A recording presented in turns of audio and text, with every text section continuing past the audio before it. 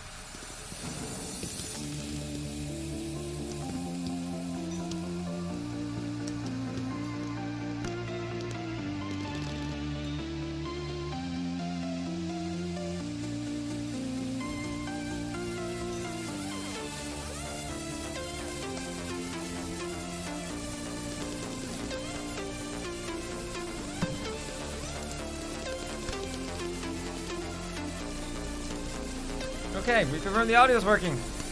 Hooray!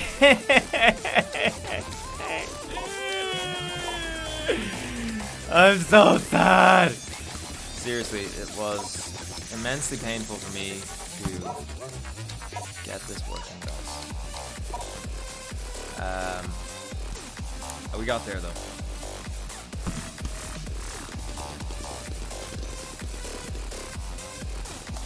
We got there eventually, guys. We got there eventually. Oh my good grief. That was... I can't describe to you how immensely painful that was. I tried everything. Nothing worked.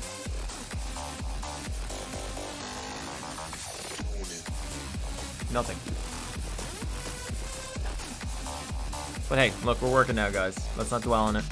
I wanted to sort of cycle through the ladder rankings and talk about that a bit here, but it's not quite possible, so we're going to just stick with the schedule. So as it stands, we're going into the second round. On Onward Master League 2, you can catch Ronin versus Burning Chrome, which should be a good match. On Onward Master League 1, you'll be able to see Cannon Fodder versus Fierce, which I think is going to be a pretty good match. Cannon Fodder, solid team. Fierce, new guys on the block, but still to be respected. Still to be respected. Let's see if we can get into Wizzo's. Oh, let's see if we can get into Wizzo's lobby now.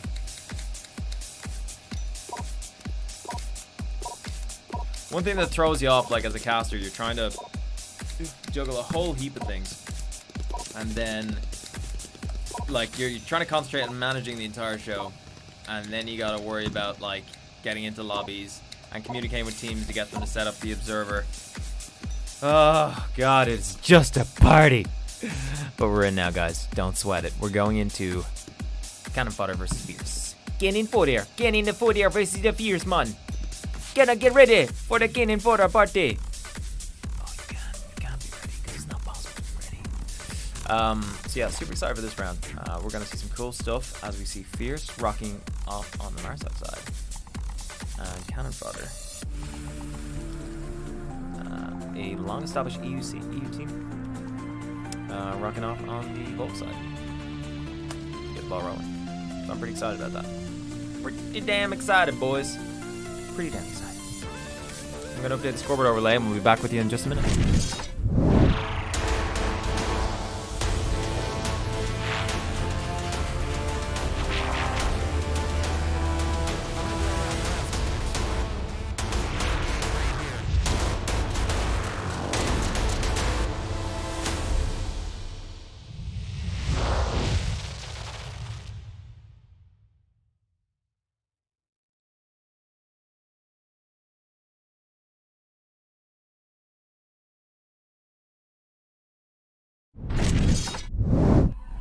Alright guys, and welcome to the War Room, where we're going to take a look, ignore those bans please, we're going to take a look and see what is going down in the land of Onward. The next objective map, and I'm just going to cue the drum roll please, the next map for the next round is going to be... So we're going to prep that up guys, get ready, hot and steady on the scoreboard overlay, set up system things. Again, can't tell you how much fun it's been getting this stuff to work all day. But I'm super excited again to see the matches that go today. I want to actually put a bit more time into focusing on what's going down with the individual teams. I'm not sure if we actually have an icon for Fierce, but I will take a look. I don't think we do. Okay, respect, we do. So we're gonna update that now as we move in to blow each other's minds. So for some reason this thing does not like to update for me, but I will force it to update because I am the king of this castle.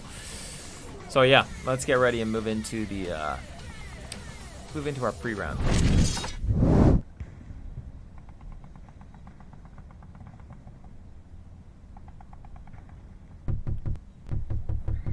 So the map that you're about to be seeing coming up right now is known as Bazaar. It's one of the most detailed maps in Onward, and one of the most challenging, in fact.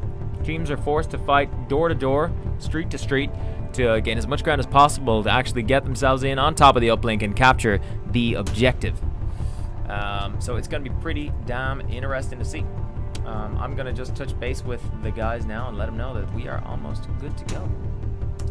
Gents, we are good to go when you are ready. So yeah, we're going to see some close quarters combat. We're going to see some immensely tactical play. But we're also going to see some balls out crazy stuff. And we're wondering if we'll see a repeat of what Blaze were able to pull off against Magnificent Best Friends yesterday on Bazaar.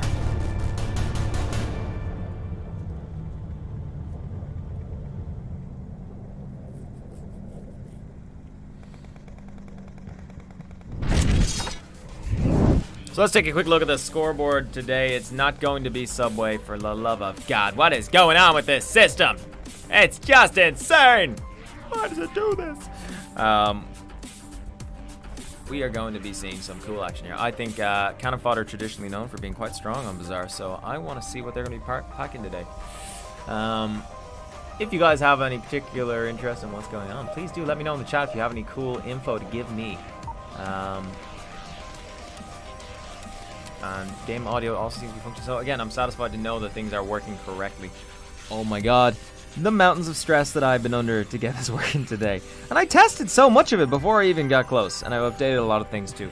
So yeah, let me just take a quick look here. Let's refresh the map. Let's have a look as we move into the first round. We're gonna see Fierce going head to head with Cannon Fodder in round 1 of the second match of the day in the Onward Open Qualifiers. We got Dat Cracker with Slippy55 moving through the Bazaar area. Meanwhile, if we just swing over here to Redbeard, let's see what he's got his eye on. He's watching that long angle down the street. This is that west side objective. Quite a tricky one. You can get caught off guard very easily if you're not careful with this one and get capped on. So let's see what way Fierce side come at this and see if the particular approach is actually going to yield itself any results against a team as traditionally strong as Cannon Fodder. It looks like Sticky has already crossed into this pivotal building here, which gives him basically puts him really close to the objective. But Sticky's completely out of sync with his team. Look at the rest of the team. Well, like, I mean, they're not coordinating, they're not in position. Sticky's just way ahead of the game. It's just not going to be beneficial for him to be that far ahead. It's just going to be risky, and he's going to get killed. They need to take the time and wait for the team. But if Sticky's gained the ground, if he holds, maybe it won't be so bad. But Skid Row, just having a good look at his gun. Getting ready to drop some serious news on the boys in cannon fodder as they rock through. Meanwhile, Button sitting close on the objective. We take a look on this north side here. I don't think we're going to see too much action there. Wizzo in a very classic spot here. Looking for an opportunity to deliver the good news. It looks like Skid Row's still holding the position tight here. He's moving around a little bit. Not sure what his angle is. Let's have a quick look over at the attackers now. Again, massive desync. There are 2 guys pressed up against the objective, and the other 3. What are these guys? The other 3 are just way off over here. There's no coordination amongst the team here. I think we're seeing Fierce showing their kind of showing their position as a newer team against a more veteran team like Cannon Fodder, who are sitting patiently just waiting. Simbird looking for a flank, maybe? Same with Dat Cracker, just taking their time looking for flanks. They're not going to find anything over there. To be fair, I will say it's quite interesting to see that Sticky is just chilling over here. He's not pushing up. He's got patience, and I got to hand that to him. That is not an easy thing to have when you're that close to the objective. I'd be tossing out grenades, and I'd be playing with people's heads. So, you know... Oh, okay, Sticky's patience has run out, but he's synced up with Redbeard, who also is moving up. Sticky's just doing some peeks. Oh, okay, I got a little shock there. Sticky got peeked by Dabo and taken out. Meanwhile, Redbeard manages to take down Button. Button's gonna be calling that out now. Dabo's gonna have to adapt. What are we gonna see? Dabo maybe go on the flank here? Come on, double tap, Redbeard. You gotta double tap. If you're not double tapping, you're gonna get dropped. Oh, and he takes out Dabo on the flank too. Wow, immensely awesome plays coming out there. We're gonna capture that one for the replay later. Objective now is pretty open. He sees Wizzo. Let's see if I can get the angle on this one. Or does Wizzo see him? Is he gonna see Wizzo? Or is Wizzo gonna see him? Redbeard putting pressure on Cannon Fodder right here. Cannon Fodder already adopted 2 gentlemen moving in to close off Redbeard's approach. Redbeard's missed his window, but he could see Wizzo here and get a free kill. Doesn't see it, but he's in a good spot. The concealment's clever. He's got the camouflage. He's not black like a Volt player, so he is going to be concealed effectively. Is he going to see Europe? He does. Takes a shot. Does get Europe. Blows a lot of ammo in the process, so Wizzo must be thinking, oh god, what's going on? Wizzo maybe lead with a frag now, as Redbeard has dropped Cannon Fodder to 2 players. Meanwhile, the rest of Fierce are kind of just like, oh, what are we going to do? Let's just keep sunbathing on this side of Bazaar. No worries. It's all G, baby. Don't sweat it. Not a problem. Meanwhile, Redbeard just giving his team time to adapt. Not too bothered.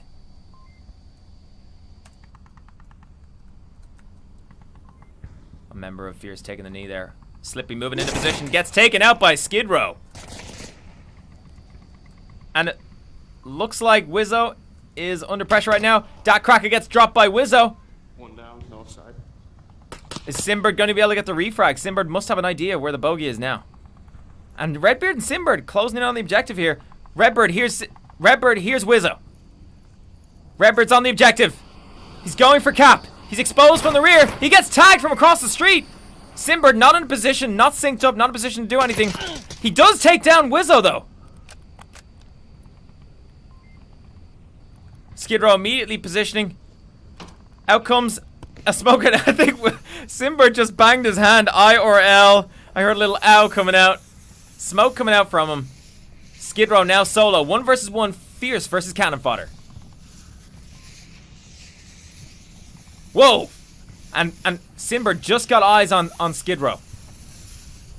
This could be huge, folks. The tension in the air is palpable as Simbird looks to pick Wizzo. Skid Row. Oh, Skid Row might peek.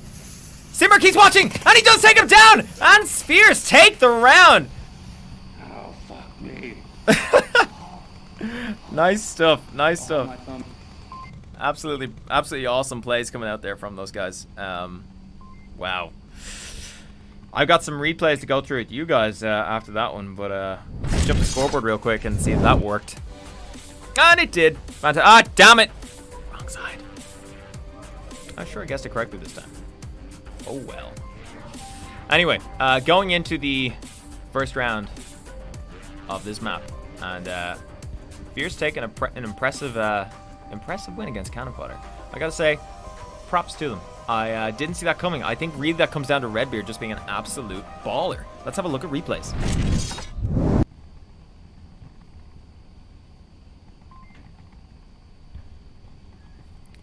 Woo. Alrighty. This was that moment Simbird, you could hear whether Redbeard was going for the cap. But Redbeard, not too cautious, not synced up with Simbird, gets tagged from across the street. Meanwhile, Simbird, looking to take down Wizzo, does get him in the end. Nice plays coming out from the guys there. Really, really nice stuff.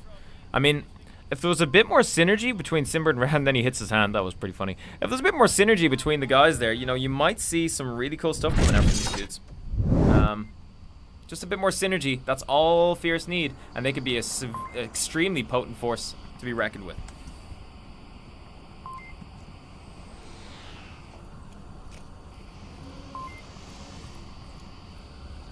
Looks like, whoa, taking a look at Fierce, they're spreading out straight into this, completely committing entirely to this eastern block here. Wow. And it looks like it may just pay off. Simbird could be about to go head-to-head with Wizzo. Wizzo looking. Oh, the trade is real, but Simbird, or Wizzo's resible. Double tap is out. Dat Cracker looking for the pickup. Wizzo already up.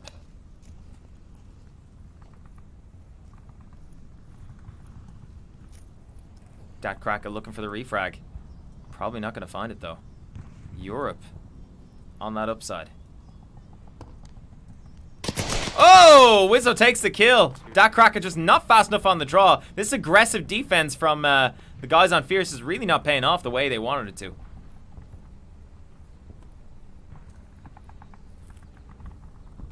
Looks like we may see Europe drop down off this ledge.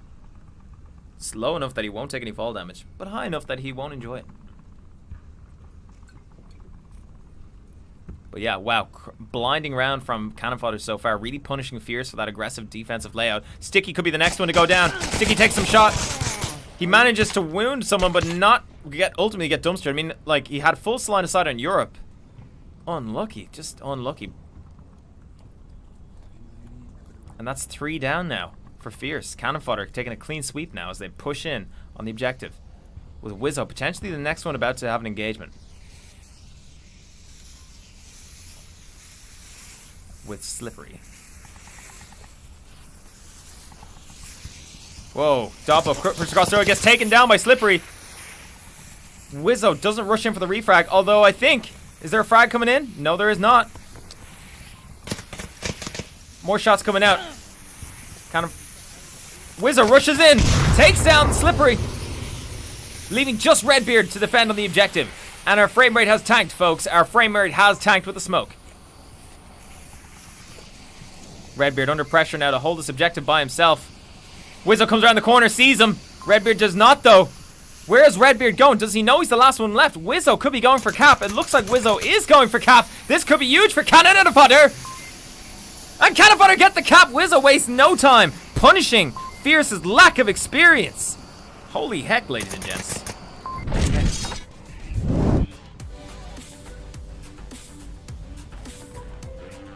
And it looks like Cannon Fodder take a nice handy 2-pointer coming into the next round.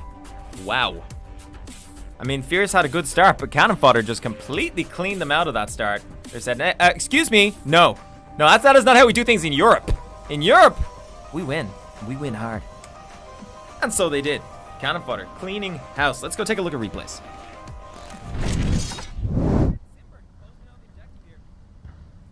Just playing through that last round. Sorry, the cap on the... sorry, not the cap, but the kill in the last round. Simbird, 1 versus 1. Having just sort of... Fierce traded their way to this point. And he got sight of Skid Row in the window. He moves into position and he waits. Now on Skid Row will rotate back around to that window when the time is right. And of course, patience pays off. Down goes Skid Row. Let's take a quick look now at that last round. Redbeard, last one left. As the frame rate tanks, Redbeard knows he's got to get in position. But Redbeard doesn't really quite sense the gravity of the situation, being the last player left alive. So he sweeps the objective real quick, rotates around a little bit too far out of range, if you ask me. A little bit too far. Goes in, gets the pick, but it's too late because while it was happening, Wizzo was on the objective, capping it out, and that sucks for poor old Fierce. Take a quick look now as we move into the next round. Action off the bat, ladies and gents. Round 3. Lead currently 0.2. Oh, Wizzo rushing straight in on top of Simbird. Head to head, head to head, head to head. Oh, out comes some kind of frag or flash. It's a flashbang. Simbird making the play. Nice. I love seeing that kind of thing. Whoa, shots coming out. Double gets taken down from the window by Redbeard. Whoa, immediate punishment for Cannon Fodder playing overly aggressive on this one. Europe, sharp inhalation of breath. Lots to think about. I mean, this is great for Fierce. Fierce, drop another one. What is going on with Cannon Fodder? They are dropping like flies, ladies and gentlemen. And really, like, it's just down to Europe and the last remaining member of Cannon Fodder to defend it. Their spread is pretty tight. Oh, and a member of Fierce goes down on the north side. Simbird sees Europe, takes him out. Objective is wide open. What's Simbird gonna do? He's making the play for the north side. Pre-fires. Nothing there. Doesn't matter. Button now freaking the hell out. And gets tagged by Redbeard through this tiny little gap. Giving them the round. Wow. Really, really cool round. Very clean victory for Fierce. And might I add, well deserved. Well deserved. As they bring it into the next, as they bring it in with 2 to 2.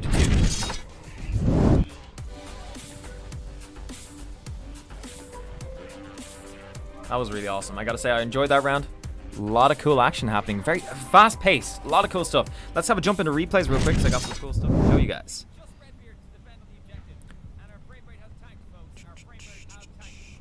So this one I really want to highlight. No, that's not the one.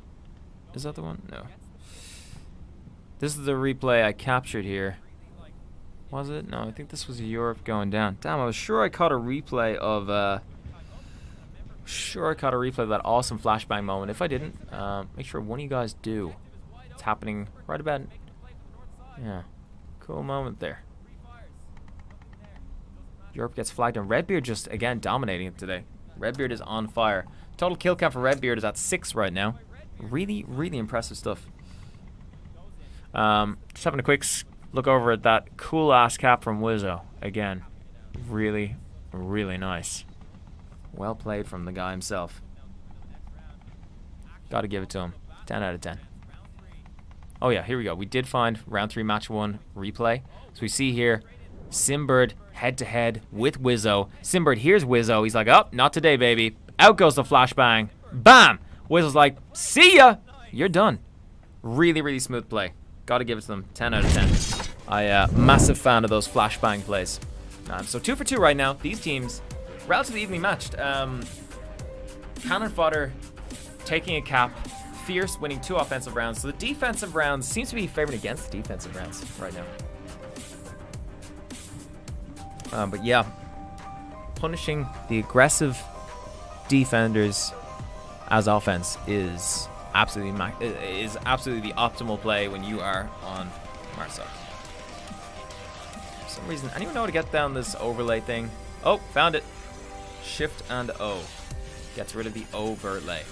Shift and O. Just in case you guys ever don't know, Shift O brings up that FPS counter at the top right. And yes, you're right, I did overclock the CPU on my gaming rig. It's meant to be 5 gigahertz, but it seems to throttle itself down to 4.8, 4.9 every so often. Highly recommend it though. Absolutely fabulous machine. But I'm getting massive frame rates. Like I'm getting huge repro on Steam VR. Not sure why, but you know, it is what it is. But as we move into the next round, it's same objective again. Both teams are going to be under a tremendous amount of pressure to try and just get the edge on the other side. And it's not going to be easy because there's going to be a lot of different things happening, a lot of different moving parts of this.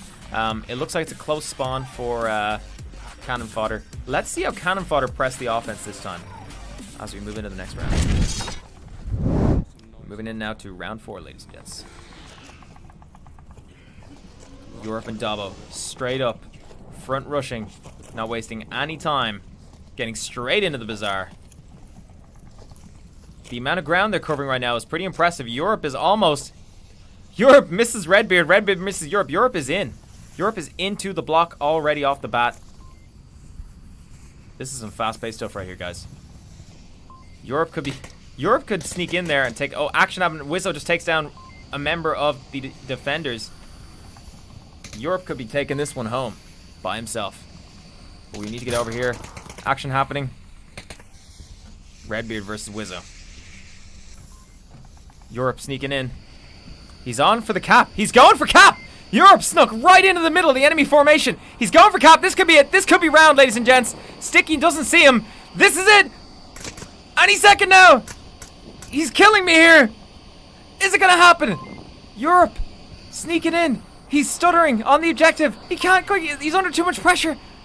He's not capping. Is he capping? What's he doing? Right under the nose of Fierce. And he gets a good lot of time on it. Oh my god. Cannon fodder, clear the frickin' round. Folks, you don't get this sort of thing at home.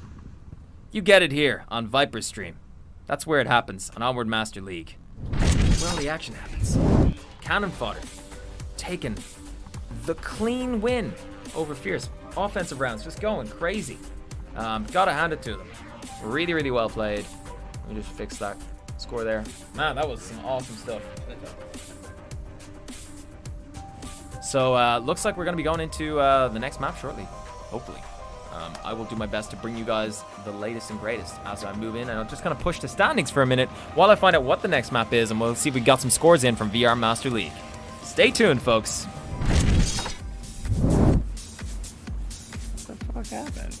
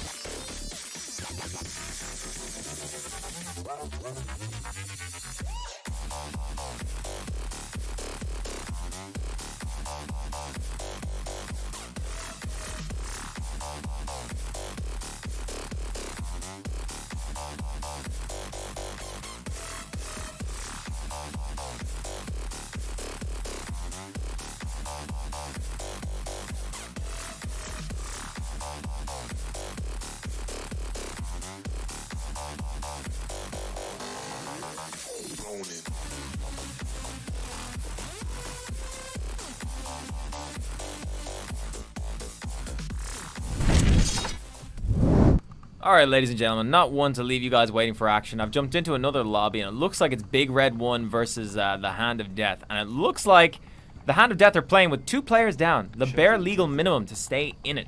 So disappointing for them. They're not going to have a good showing today with that kind of attitude. So it remains to be seen how this goes, but it looks like Big Red 1, they've got a good game sense. They know the score. They're not too worried. John McClane, interesting position. Not sure what he's going to deliver from over there since he's letting Big Red 1 walk in the back door. Big Red 1 now looking to breach. Shots coming out from upstairs. Not finding target. Big Red 1 breaching in. iPad coming out. Urban Ghost just hurt. Here's the iPad coming straight downstairs. Rob hears him though. He gets tagged. Doesn't matter. Could be a cap now for Big Red 1 if they're coordinated. Hand of Death could be about to drop a cap. Rob is going for it. Is he gonna get the cap? Clock ticks, clock ticks, clock ticks. And there it goes. Cap in for Big Red 1. Hand of Death failed to defend the uplink. That was an interesting round. I wonder why Hand of Death are playing without, like, a good percentage of their team.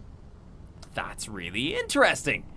Looks like both sides are in a cap, one cap each. I wonder if the Hand of Death managed to pull a cap on Big Red 1 with 2 players down.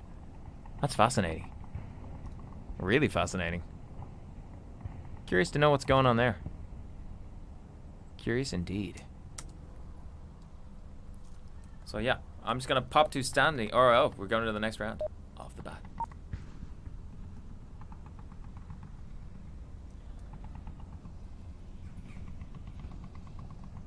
Let's zoom over, take a look as we see Big Red 1. God, they're a real tongue twister. Big Red 1 spawning in.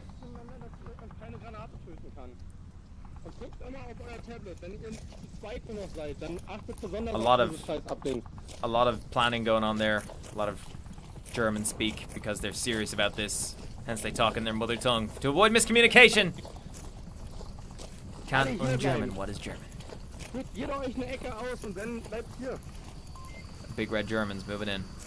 Let's have a look and see what Hand of Death are up to. John McClane. Looks like he is gonna die hard today in a 3v5. Urban Ghost, Jacob 07.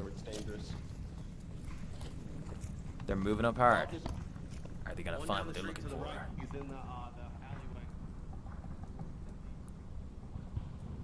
mean, they've got to take down 5 defenders of Big Red 1. Big Red 1, if they know what they're doing, they're gonna coordinate and they're gonna just absolutely shut down the 3 guys here. I mean, it's not really much of a contest. Should we even be watching this match? I don't know, guys. But the bug not being able to join lobbies that are full as a spectator. I mean, oh, shots coming out. Exchanging of fire. Robé has been made. This means he's going to be in a precarious position. He can't reposition unless he's got some kind of smoke grenades. Even then, they can spray through that and take him down. So he's completely suppressed. The guys across the street. Frag comes out, doesn't find his target. Robé's in trouble, ladies and gents. Robé is in trouble. He's suppressed. He's radioing for backup. He knows there's one shooter. That's all. Out comes Bro Daniel. Or not. Maybe they're not bros after all. Maybe it's just a clan tag. Bro Daniel. Bro Tato. Mr. Jacob. Why do they call him Mr. Jacob? Maybe it's because of his biscuits. Who knows? Bro Daniel just looking to make a pick on Mr. Jacob as soon as he pops out. He will do. But he could be about to get tagged by Ghost if Ghost is being careful. Ghost is being quiet. If he moves up, gets into the window there, as he may just do, he may just tag Bro Daniel if he's not looking at that precise moment. There's a little bit of luck in this game, ladies and gents. A little bit of luck and a whole lot of checking certain angles. Oh, he checks it. He doesn't see him, though. Oh, but he's been made. Bro Daniel takes him down. Unlucky. Meanwhile, Mr. Jacob still struggling to do battle with the forces of being in cover. As Bro Robé just sits there patiently knowing that having the numbers advantage means he doesn't actually have to go anywhere. And props to him for that. Again, Robé not moving. Don't blame him. Just watch out for it. Hand of Death. Promising start considering they got a cap against a team where they're outnumbered almost by 50%. Just not able to deliver on it. But you know what, to be fair, just watching their movements, these guys, one of them is watching the rear knowing that because, one of them is watching the rear because they know that they could get flanked being outnumbered. A team with good game sense would have done that already. And John McClane would have picked up some kills. But BRO are chilling. They know they've got the advantage here with the numbers. No, so they don't feel under pressure to actually move out. Come over to me. Just looking here. Robé is trying to bait out the shots. Let's take a look. Right, he's in. Mr. Jacobs going on tilt here. He is not happy. Keep him pinned. Mr. Jacobs saying keep him pinned. As he crosses the street, but the flank is now coming in from Viwolf, who sees him, gets taken down. Nice plays from Mr. Jacob. You know, I mean, to be fair to Hand of Death, they're playing a good game. They're playing a good goddamn game. just seems like it's a matter of time before Bro Daniel's going to get the angle on Jacob and just bring him down. Take him down a peg or two. Oh, Jacob, playing a risky game. You're going to get tagged by Daniel because you're not checking your angles. Oh, but he doesn't. Oh, and it's a trade, but Jacob is resible, so it's favorable to the attackers. Interesting situation. I want to see if Bro Daniel moves to prevent Jacob from getting in there. And if it's not Bro Daniel that takes him down, will it be another member of BRO, Big Red Germans? Of course, they're also holding a really tight angle in this. He could potentially, he could potentially take down Jacob as he moves in. Or John McClane. Oh, John McClane goes down and Big Red 1 take the round. I mean, do you know what? To be fair, kind of expected it, but at the same time, you know, the fact that Hand of Death put up such a good fight is pretty impressive against 5 people with only 3 in the game. That's pretty impressive. I got to give it to the Fierce boys. They played good. Let's check out the standings.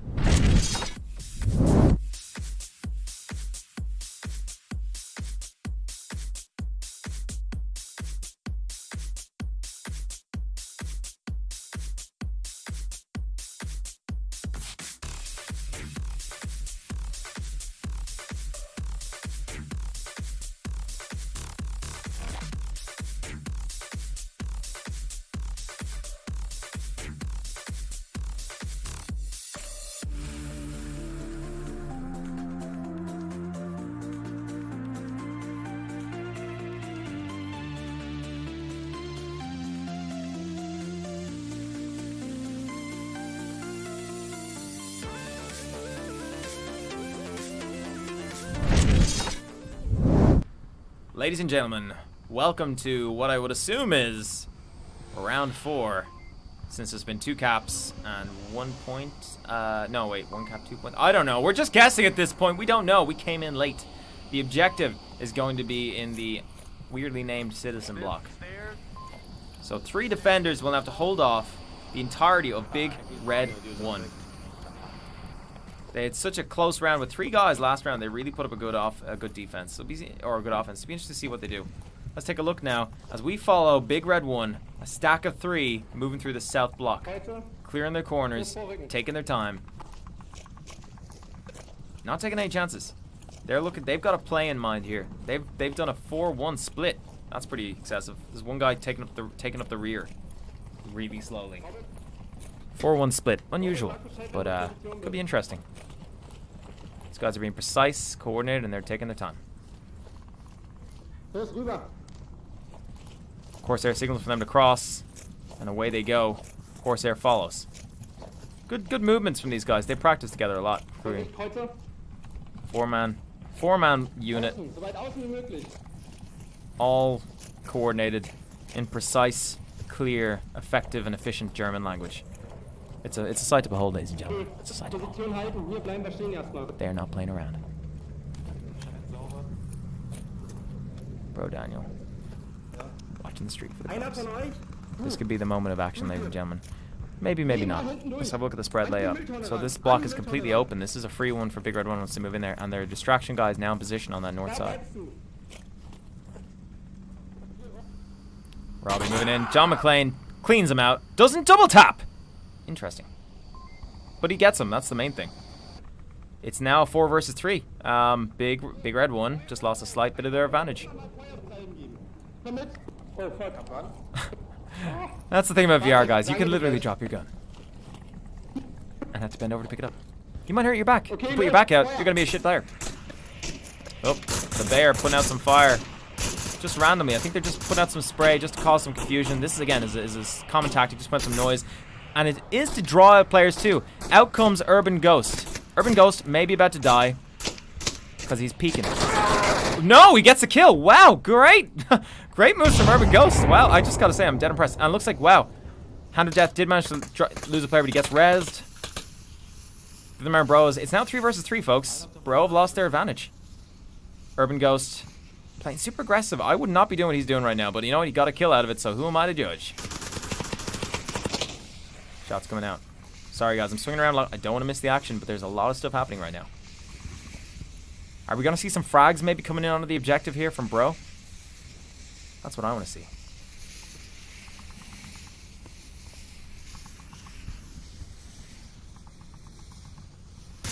Tense moments.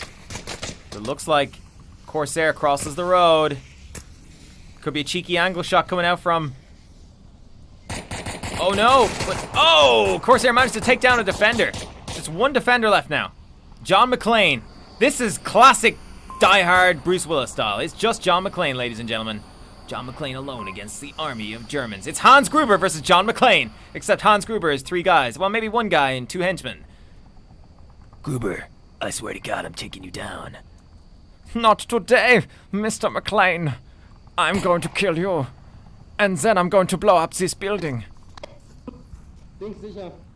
And looks like Bureau getting ready to make their breach. Are they? Yes, 2 guys stacked up either side. John McClane's been made. He gets tagged and he goes down. Big Red 1 take the 4th point of the match. Bringing it home for them today. And fair play to Hand of Death. They did not go down without a fight. I've got mad props to them. Let's jump into the standings while I update the scores.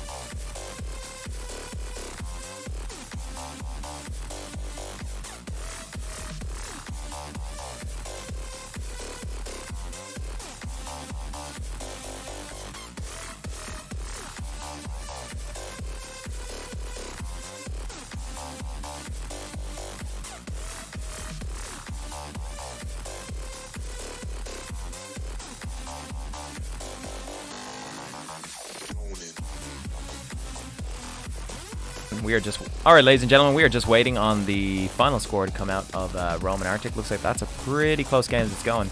As you've seen, we've seen what happened between Cannon Fodder and Fierce. Really good rounds, really good maps. 2 caps coming out. And then when we jumped into Big Bird Run of Hand of Death, we also saw 2 caps there. Well, we missed the first cap, but we saw a really close game between a team that was 3 men down. I gotta give it to them. That was pretty darn impressive. Not a minor feat, I will say, that Hand of Death managed to come out of that game 2 for 2 or 4 for 2. Quite impressive at the end of the day. They almost did amazingly to hold back with just 3 players, and I got to give it to them. Massive, gigantic props. So if I just want to scroll down right now, I want to show you guys really quick the current stats. So let's have a look. We got what do we got? We got Ronan leading the board at the moment. 1 win because the scores haven't updated. We know, though, Ronan lost 4-0 to Burning Chrome, so they're going to drop down. I think Burning Chrome are probably going to sit at the top of the leaderboard, along with, let's see, Cannon Fodder.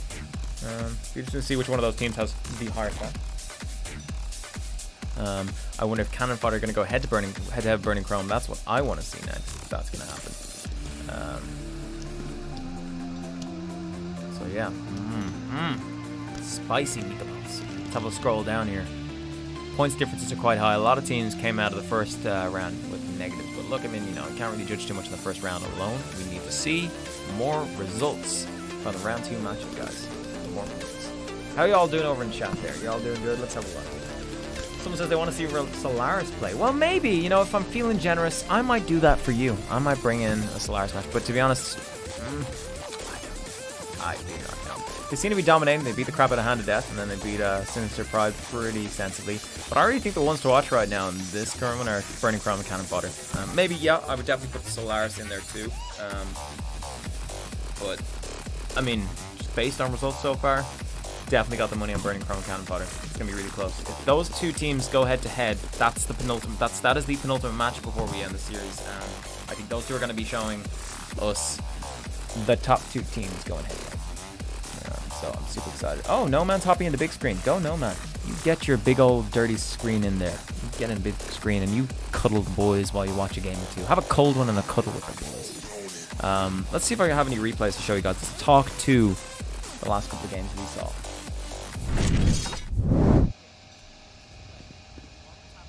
Jumping in, we got that sick cap from Wizzo. No time wasted. Really sweet stuff. And then we have this absolutely stellar play from Simbird. As Wizzo pushes up too aggressive, Simbird hears him. He's like, oh, I got something for you. Happy trails. Did you get the reference? Out comes the flashbang. Round comes Wizzo. Bam, bam, bam. Takes him down. Beautiful plays. Absolutely beautiful. Let's see what else we got going on. Looks like we have Europe. He was holding the objective. And Redbeard was just camping up the top of that window that has line of sight down that little narrow gap stairs thing. And Redbeard just pops out. Oh, and Sinbird takes him down instead, though. Nicely done, Sinbird. And then if we pop into what else we got, let's go back a replay or 2. Let's take a look at Sinbird. No, let's go back one more because I think oh yeah, this was this cool moment. Wizzo just pops one of the guys as he tries to move around. That cracker. That's that absolute cracker. Let's go back one more. I'd like to really have a look at that. I want to see that replay with Redbeard. It was absolutely beautiful. Prior to this, Redbeard was just dropping defenders left, right, and center. It was absolutely beautiful. He just broke the back of Cannon Fodder in that round, and it was really, really impressive. And that's what I want to see more of. We're just waiting again on the score coming in from Rome and Arctic. I do believe they are still playing. Let's take a look-see. Oh, shot coming out. I just want to point out this replay. This guy scared the crap out of me. When Dobbo took that guy down, I was just so frightened by what had happened. And that was nice where Redbeard just takes down Button, forces the rotation out of Dobbo. Dobbo was like, oh crap, there's someone in the mini market. I got to do something. Dobbo then tries to come around. And I don't quite capture the angle on this because I was worried that Wizzo was going to get there first. But I looked just around just in time, and he does take out Dobbo. It was beautiful from Redbeard. He just sat there, just popping heads for days. See if we got more on that. No, we don't. Going back just a little further again. Let's have a look and see as we see Timmy. Oh yeah, this was on the first match we cast today. Timmy coming around, getting absolutely dumpstered by William. And again, this was interesting to see Burning Chrome. Their pacing was way off on this one. I think they have a newer member of their team, White Storm, who pacing just not quite up to scratch with competitive play and manages to time himself out. So really, really interesting round there. All right, guys, I'm going to take it back to the standings for a moment while we look for the next match.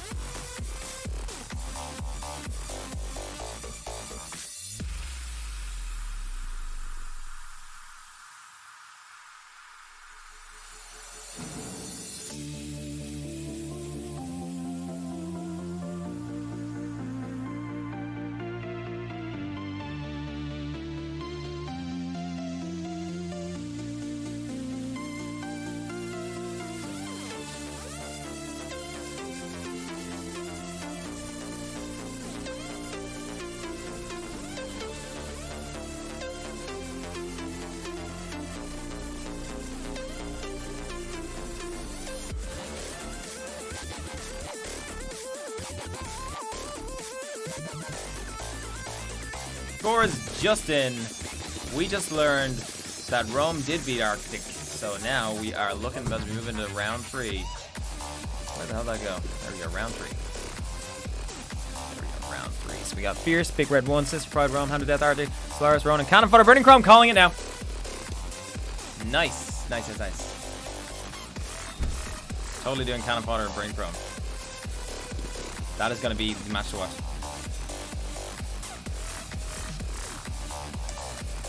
Oh, baby. I'm so excited for Cannon Fodder and Burning Chrome. It's going to be amazing. Yes, please maintain your composure if you are on live stream. Apologies, gents. I'm just getting my crap together. Looks like next map is going to be pretty interesting, so I'm excited.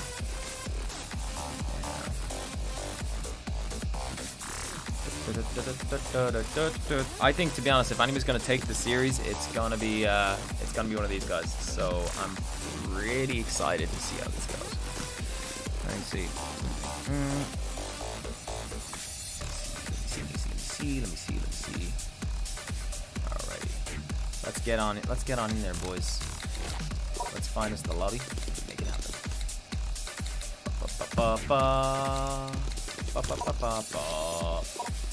Bear with me, folks. I will be right with you in a few minutes as we're just getting set up for this next match. Cannon Fodder versus Burning Chrome.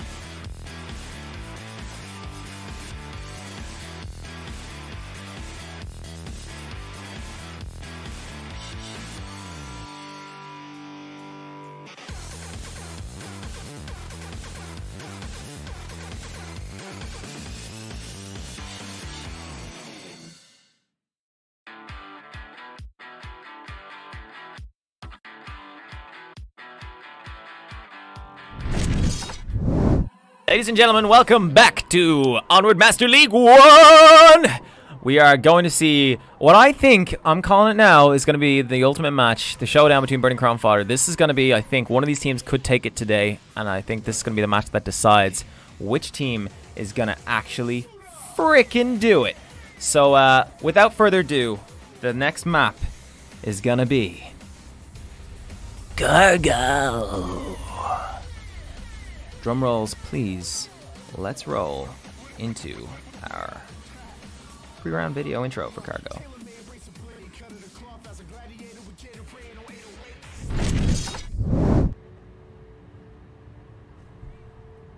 A bustling seaside port that was once a hub of economic activity and prosperity, but also had a darker underbelly. Yes, it seems they were trafficking wild wizzos through here in containers, hidden among styrofoam and tears. But that wasn't going to stay that way, as the teams prepared themselves to go head-to-head, as Marsoc moved in to capture the uplink and remove the ability for Volk to watch satellite TV. That's right, ladies and gentlemen. You're gonna watch Cargo container-to-container action, back-to-back satisfaction on one of the latest map in Onward. A reimagination of an existing map known as Tanker. It's gonna be pretty sweet. So let's see who has the chops to take it home on the reimagined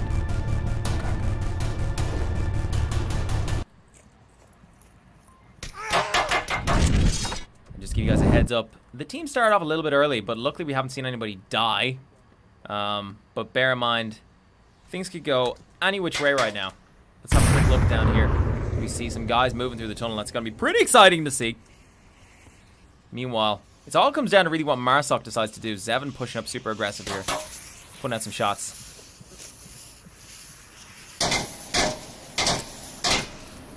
Mad love from Zevin coming out now. Meanwhile, if we take a quick look, Skid Row and Wizzo just looking for the picks. They're one grenade away from a bad day, guys. That's all I want to say. Let's have a look at Timmy and get triggered. And Timmy calls out King of the North in the dark room. Frag's getting hot. Grenade comes out. It's a fail grenade. Oh, it doesn't matter though, because Get Triggered already took him down. Get Triggered crosses. Meanwhile, Wizzo trading fire. They managed to take down somebody moving in to the north, to the eastern side. Whoa, and White Storm gets the refrag nice and tight. But he gets sloppy and gets tagged by Wizzo. Unlucky for him. But it doesn't matter, because in on the back line come the boys, and they're going to give Europe a very good time. Sled, by the way, all the way over here. Room 4, pushing out. Could be about to get tagged by Wizzo. He doesn't. He tags Wizzo. Sweeping it around, but is Timmy going to get the refrag? Meanwhile, on the backside, I said a guy was going to go down, and I didn't lie. They go down. Whoa! Sled pre-frags takes Timmy down. And that's just G, baby. That's just G. Nicely done from the boys on Burning Chrome, wasting no time, asserting their dominance on round 1. That's an end to round 1. Round 1 is over. Get out. You can't be here anymore. So I gotta say, mega props to Burning Chrome. Super freaking awesome round. They take it cleanly from Cannon Fodder. They show who's boss, they assert their dominance, and there's no fooling around. No tomfoolery up in this house. Really, really great stuff. I love that pre-frag from Sled. That's what I want to see teams do more often. That pre-fragging of that dark spot, it's a no-brainer. It's a free kill, guys. Just use it. Get your free kills. And if you don't, well, you know, that's on you. You're going to lose. That's simple, folks. That's simple.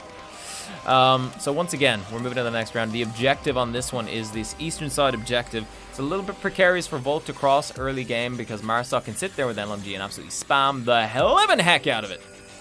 But maybe that won't happen today. Let's have a look and see if we can get a good old angle on all these different spots that we got to keep an eye on. There's so many different places and so many different places to see.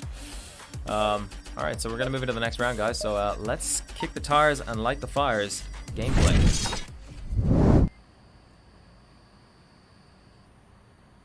as we see what Burning Chrome are going to bring on defense in round 2 of what I want to say again is probably going to be the decider against Burning Chrome.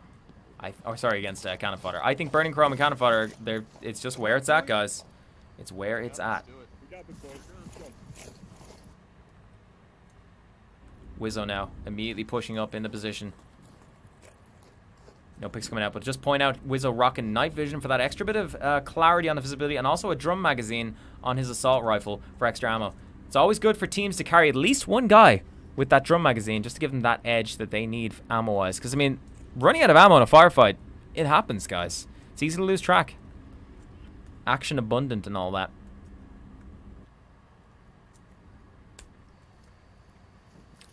Wizzo having pushed up pretty strongly right here. Looks like someone is pushed. Timmy's just watching the tunnel get triggered, in position to respond to anybody, and he presses through there. Gotta hand it to Cannon Fodder. They're exercising some very impressive self-restraint here. They're not being too aggressive, although Wizzo's not afraid. Oh, some pre-fires coming out. Looks like Skid Row's been pushed into a corner. Timmy Bits could be about to get bitsed by Wizzo.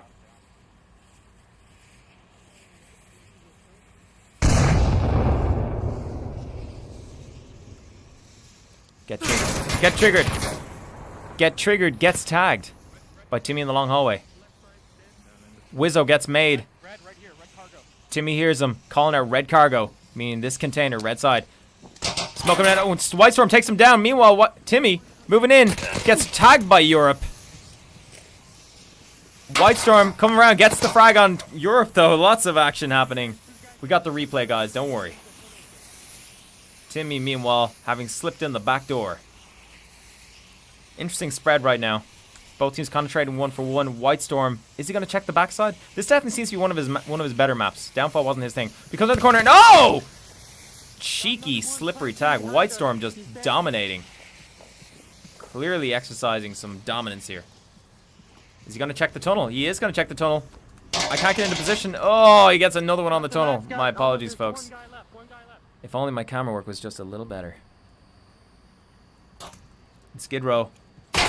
Oh, dumpsters, the defender coming to that dark alley. There's always someone in the dark alley, guys. Always. Skid Row now, the last attacker. If Burning Chrome have a decent kill count, they're going to know. And Skid Row's going to be under some serious pressure in just a moment. Yeah, it looks like White Storm's already adapting. He got a good sense of where it's happening. And Skid Row managed to take down, but White Storm immediately responding. Boom goes to Skid Row. And the round goes to Burning Chromers.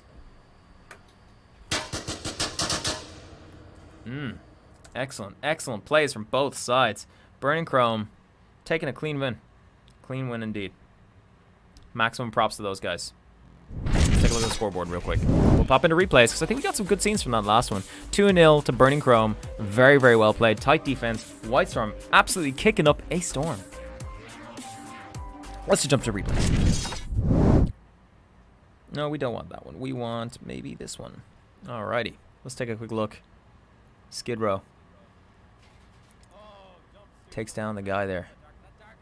Knows he's on borrowed time. He's gonna sneak up on this corner, look for an angle. But again, it's that adaptive play from Burning Chrome. They got good game sense. They know how many guys are left. They got good sense. If Flash comes out, drawn out the defender. Skid Row drops him, but White Storm wastes no time taking him down. See if I can get up White Storm's plays. Ah, yes. So this was that moment where White Storm, again, I think White Storm got a majority of the kills in that round, if not most. Taking a quick look now, White Storm rocking 6 kills, so yeah, he got a good number of kills. I didn't quite capture this one, but you can see it from the outlines what happened. White Storm, just game sense, knows to check that tunnel. And I got stuck. But White Storm, absolutely killing it. Let's take a quick look at that moment where Wizzo was popping around. And gets triggered in the tunnel. I just wanted to show you guys that. I zoom over, show you the angle, pop back over. Wizzo now in the hot seat. Decides to opt for a smoke grenade just at the wrong moment. Or maybe White Storm heard it, but he pops out, drops Wizzo. Meanwhile, Timmy goes into the container. Europe already in position, takes him out. And then White Storm, wasting no time, comes around, gets the refrag on Europe. Really, really nicely done and well played. So yeah, super, super awesome stuff from both sides there. Really exciting to see. It came down to the wire, and Burning Chrome just took it away.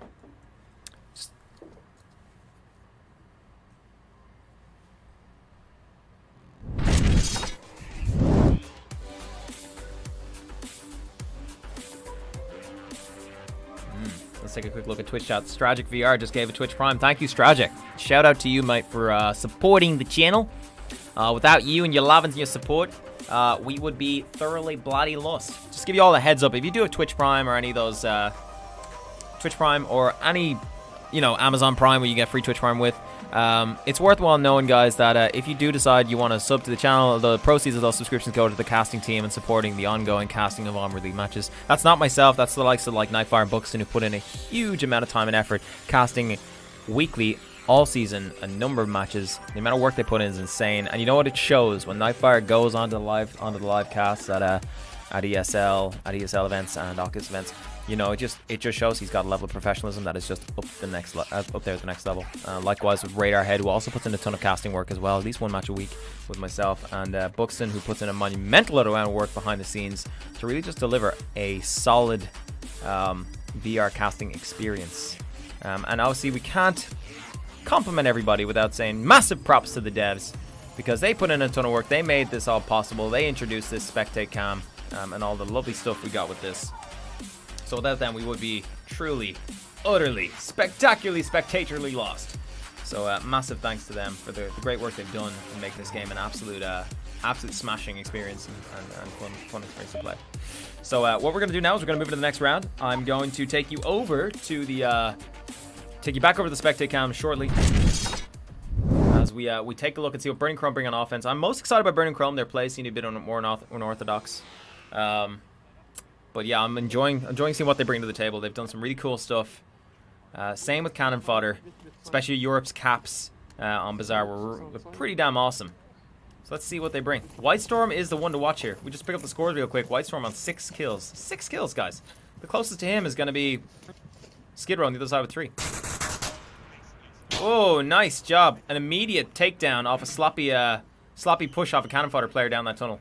Wizzo, meanwhile, occupying a cheeky spot. Very aggressive defensive play up into this room here. I think Seven just called him out, though. I saw a hand gesture coming out. Possibly in trouble there. Let's take a quick look and see who's rocking the shield combo. It's probably not Seven. It's no doubt going to be Sled. Is it Sled? Nope. Timmy Bits, there we go. Timmy Bits picks up the down Volt weapon and moves it. Oh, Wizzo gets tagged by Zevin. They heard him coming in. They were ready. Wizzo, rest in peace. I don't see anything. Watching on the right. Meanwhile, it looks like it's going to be up to Timmy to hold off this push with the shield, but I mean, I'm not going to lie. I think the shield guy has the advantage. Wizzo puts out some bullets. He gives away his position. In comes a frag. Calling it now. Right in this little corner. Oh, but from the other way. Oh, no. Oh, down goes Get Triggered. But he gets res immediately. But Timmy already acting on it. No wasting any time. Takes down Timmy Bits. Timmy versus Timmy. But Triggered takes the game. Are we going to see another res coming out from Triggered? We are. Totally favorable trade coming out there for Burning Chrome. Zevin already moving in position now. Europe and Skid Row surrounded. Under pressure, under fire. Is Seven going to see the tip? Oh! Whoa! Nice cleanup from Europe. Takes down both Timmy and Triggered on the right side there, but he gets refragged by Zevin. Meanwhile, Sled coming in on the back. Skid Row hears him. Skid Row takes him down. Burning Chrome take another freaking round, ladies and gents. Another round. Oh yeah. Thanks for Icy Woods for reminding me to give you a shout out to the guy who made our casting graphics, the one and only Scene of Freaking Action. That gentleman, ladies and gentlemen, I can't understate enough. He made this wonderful, amazing broadcast passage / asset set, and it is amazing. And we put a ton of work into getting it working. I mean, we're still not even up to the level he was able to get it to, but we're getting there, guys. And I just want to say, massive shout out to him. If you don't know who he is, check him out. He's Twitch / Scene of Action. Absolutely amazing guy, amazing stream, amazing work, super talented, and he gets it, guys. He's the future. He sees the future of Onward, and he also gets it himself. All right, let's move into the next round, folks. We'll have a look at the replays later because the guys wasted no time getting set up. We're having a look we're going to follow this from Cannon Fodder's perspective as they push up on Burning Chrome. They have to get on point this round, or they are dead in the water. Excuse me. Wizzo, head-to-head, get triggered. Whoa, Wizzo gets dumpstered right in the face. Europe taking advantage of the noise to move up. Managed to get the refrag. Nice job. Managed to take a second one down. Sled now going, what the hell is going on here? Where are all my guys going? As we're in round 4. Whoa, Sled gets tagged by Europe yet again. Europe is dominating, ladies and gentlemen. Meanwhile, White Storm, an excellent player. Is he going to be able to bring it back? Smoke's coming out now from Cannon Fodera.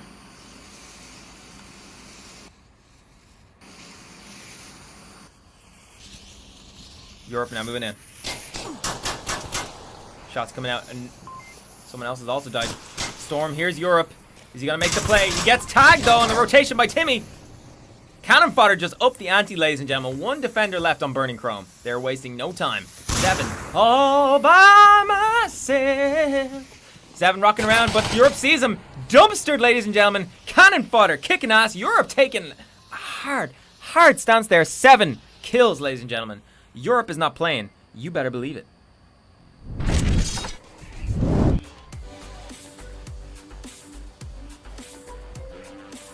All right, updated scores. We now see that is 3-1 in favor of Burning Chrome Dome. On what is the 3rd map out of a 5-map series on the Onward Open Qualifier. Let me say, ladies and gentlemen, it's exciting stuff. Pretty damn amazing. Gotta say, Cannon Fodder just totally different team that round. Totally different team. And I'm looking forward to seeing what they bring on the next round on defense now. They haven't been able to hold the defense yet, but this could be the turnaround for them, guys. This could be where it's all at. This could be what they were waiting for. Let's take a look as we move to the next round.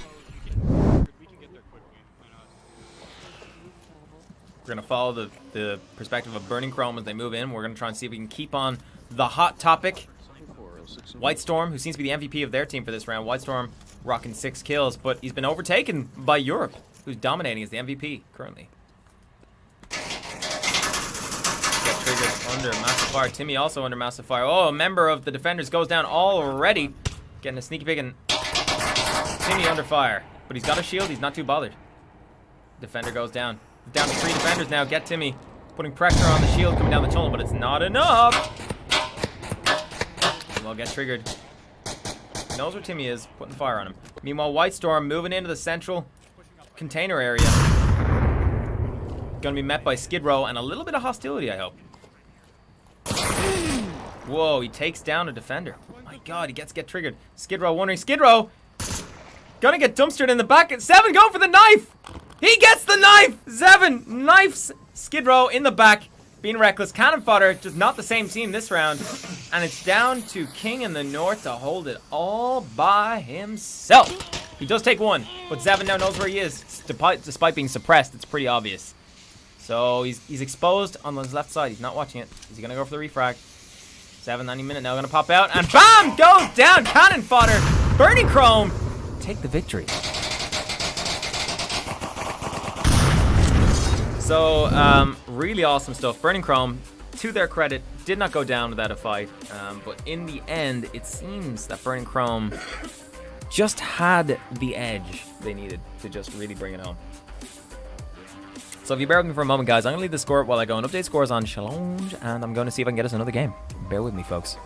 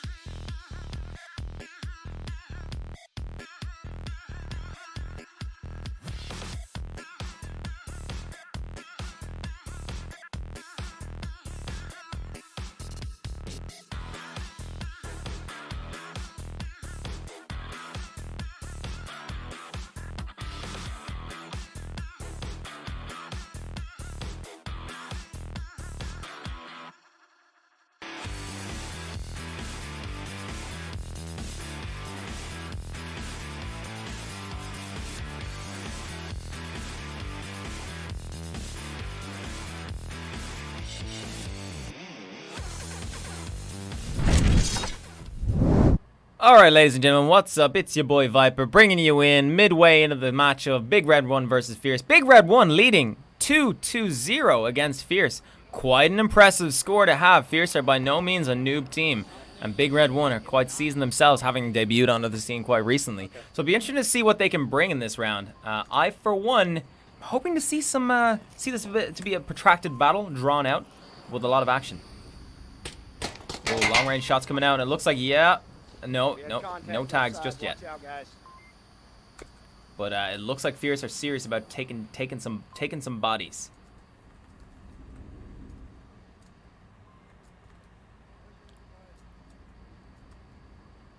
Like Simbird is well in position for this one, looking for somebody to sneak into his room, and he'll show them a good time. If you enter Simbird's bedroom, you better be prepared to pay the price. Out come the frag grenades. Let's have a look, see if we can capture any air bursts going on. The bear. Looks like Big Red 1 are set up to counter rushes, and if Fierce are a rushing kind of team, which I think they kind of were when I saw them play before, that might explain why they are so far behind in this one, 2 by 2 points. Looks like Bro Daniel's pushing in now. It's happening. The action. Simbird wouldn't have a line of sight being in room 3. Bro Daniel. Looking for a shot. Looking for his shot at glory. To take it home for Big Red 1 today. Putting a dent on Fierce, possibly. Maybe, maybe not. I don't know. We'll see. Shout out to Arsenic in the chat. Very active. Love him. He's always in there. Thunder Pilot! Or should I say, Blunder Pilot. Yep. And shout out again, James Butland, as you said, to Scene of Action, who provided all of these amazing graphics and overlays. That man is a barrel of talent. And a barrel of laughs. We're going to follow Bro Daniel as he moves up. I think he's the closest one to the action. Surprised none of his team is moving with him. I wonder if this is Bro falling out of formation or if it's all part of the plan. He can't talk right now. I mean, he's so close to all these people. If he opens up on the mic, it's going to give away his position. So I don't know if he's going to do that. I highly doubt it. Let's drop the overlays for a minute. Let's get some clean, dirty little shots.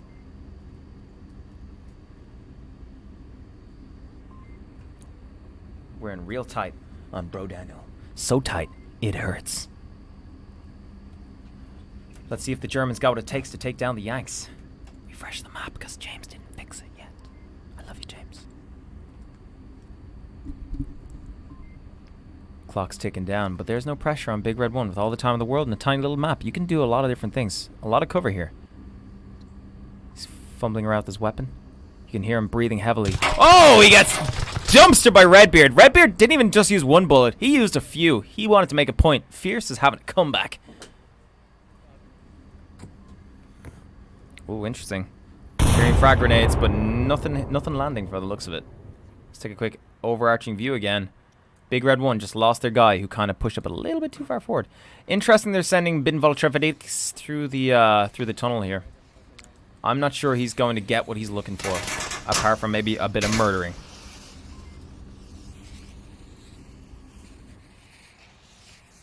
And looks like maybe Bear's about to get picked by Simbird, and he is picked by Simbird. Simbird hears him crawling up, put some bullets in his head. Also worth pointing out that Phil Von Trefnix just got tagged by Sticky.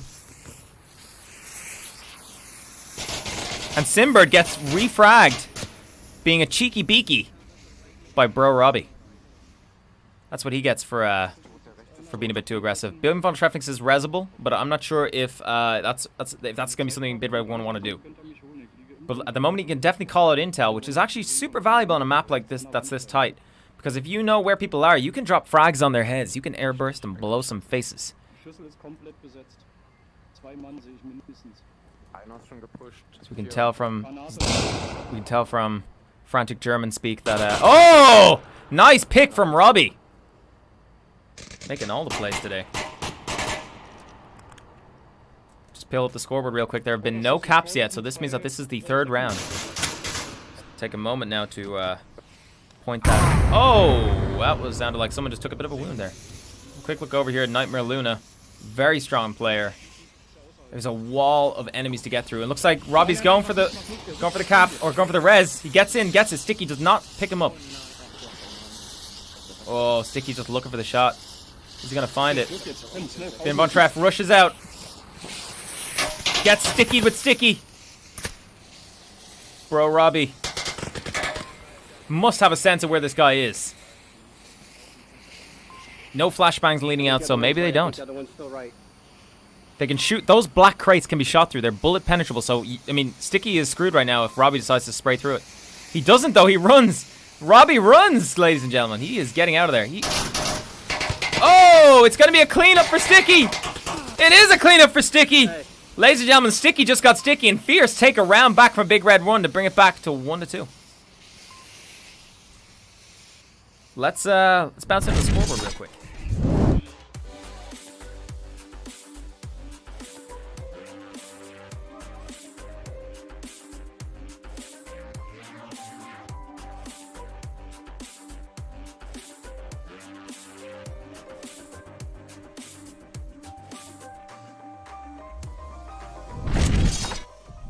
Please.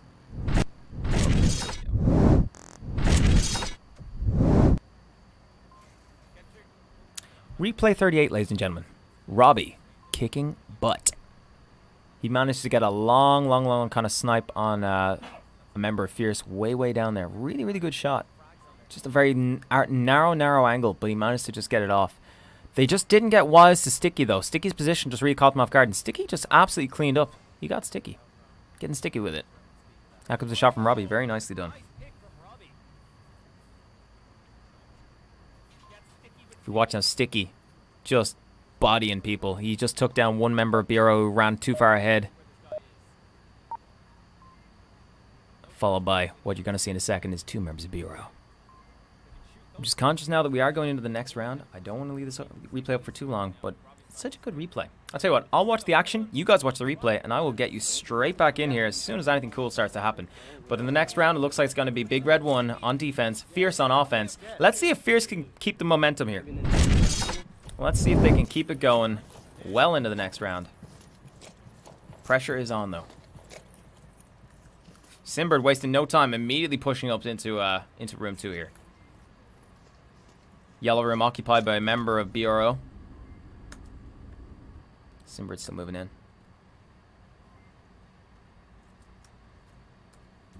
Redbeard. Really well pushed up. Frags coming out. Not finding their targets, but got to be putting Redbeard on notice that somebody knows where he's at. Look at the spread here. Nicely spread out by Big Red 1. They're not in particularly fraggable spots, but they've definitely put a lot of ground in between Fierce and them. Fierce are taking their time. There's a lot of spots for them to clear. And not a lot of time to do it, necessarily. If they take their time, like they seem to be doing. Well, Beard has got himself pushed up. If Beard pushes up here, they're going to have a good sense of... Whoa, Beard's being fragged, and Beard goes down. Smashing, cracking shot. From Robbie, I presume? Not really sure. It must have been Robbie. Under the doorway. Oh, Robbie, you cheeky boy. Very nicely done. Meanwhile, Simbird in this middle section here. Looking for an opportunity. Whoa, frag goes out. Managed to land on Dat Cracker. The counter frags from the defenders are super effective. Dat Cracker now having to get rezzed by Slippy. Slippy Rippery. Slip, rip, dipper, ripper. Slippy looking for a refrag, not finding it. Taking his time for going for that res. He's having to get a tutorial from Simbird. Crash course in reviving your teammates. I was just making sure. He was just making sure, ladies and gents. He was just making sure. Right side seems fairly clear. And Robbie playing some really, looks like Bureau put a good bit of work into finding all the angles they could possibly get on this one.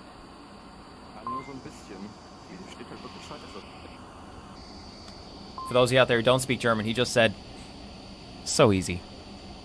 GG.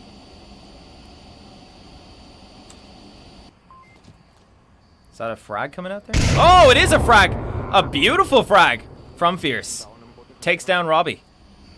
Robbie takes a knee. To contemplate.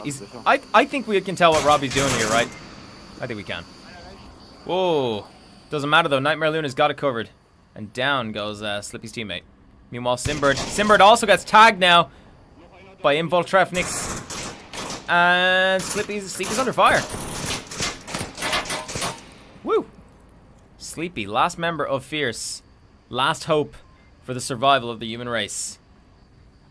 1 versus 5. What can he do? He's playing aggressively into this. Typically, you see 1 versus 5 people tend to play a bit more kind of guerrilla warfare style, rotate around, pick up weapons, slip in, slip out, toss frags, toss smokes, cause confusion, and make the picks, maybe force out a team kill. But he's playing it straight through the middle. Be interesting to see where this gets him. As we follow Slippy. Slippy hears Nightmare Luna's shots.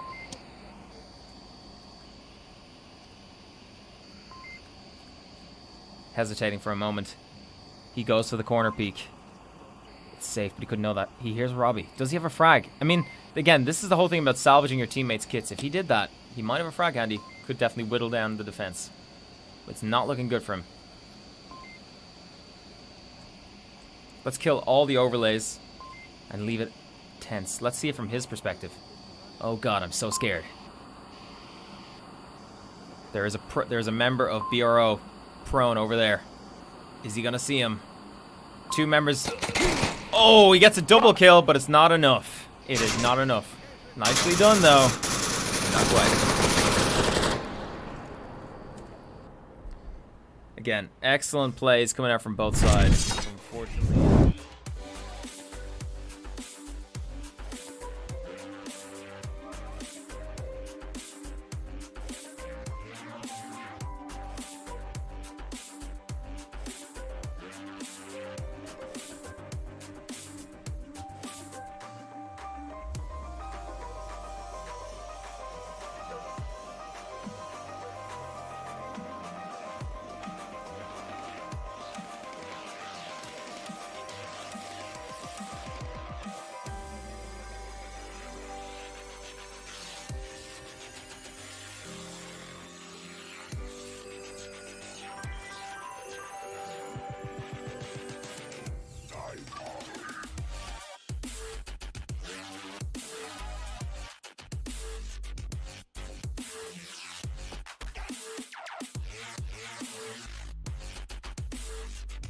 Back now.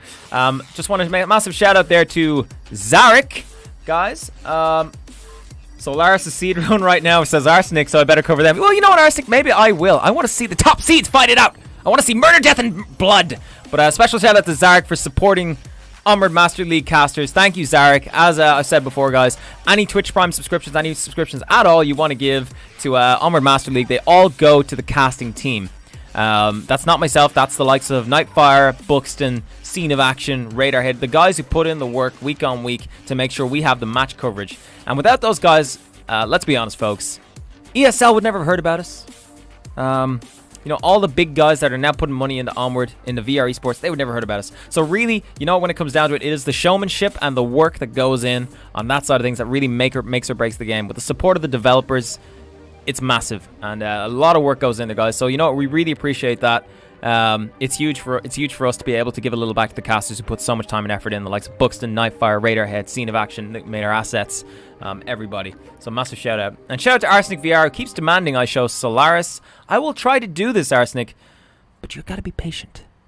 Gotta be patient. We can't rush into these things. Let's take a quick look at the standings real quick.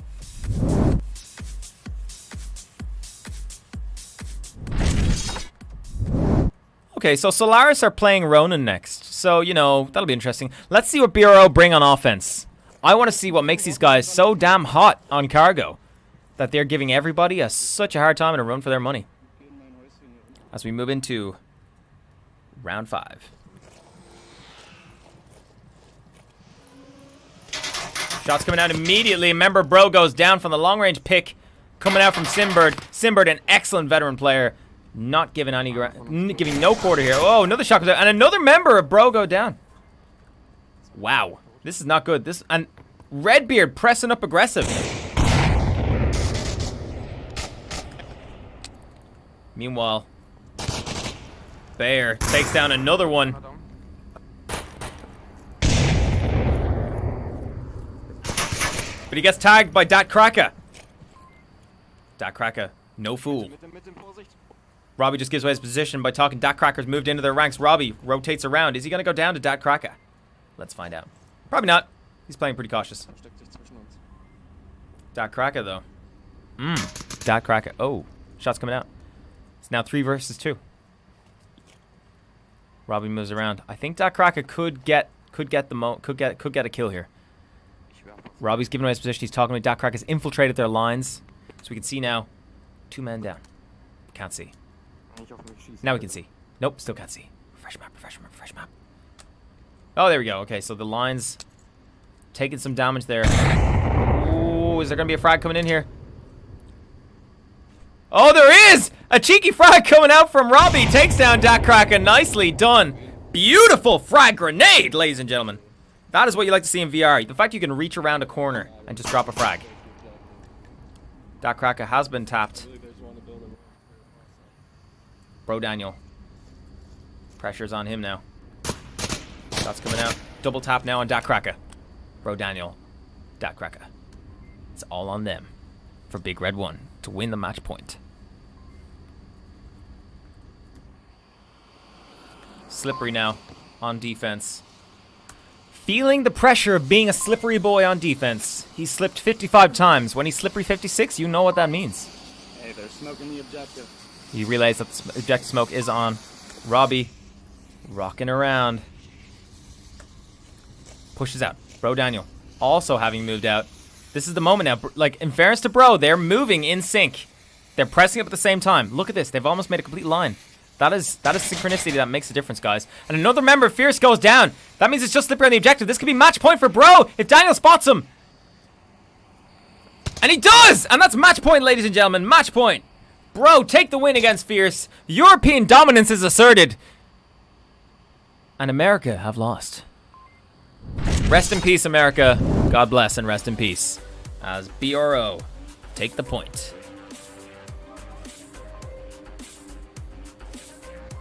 Alrighty, I just want to point out, maybe you did call. Maybe you did call Solaris. But I'm not giving you Solaris. I'm giving you me. That's where it's at, ladies and gents. Okay, well, look, I mean, I'll see what I can do. Maybe we'll jump to Solaris, but just again, massive shout out to the guys there in the live stream. We love you very much. We appreciate your support. Alrighty. Let's see if we can find us another match. Let me just jump into standings real quick while I do that.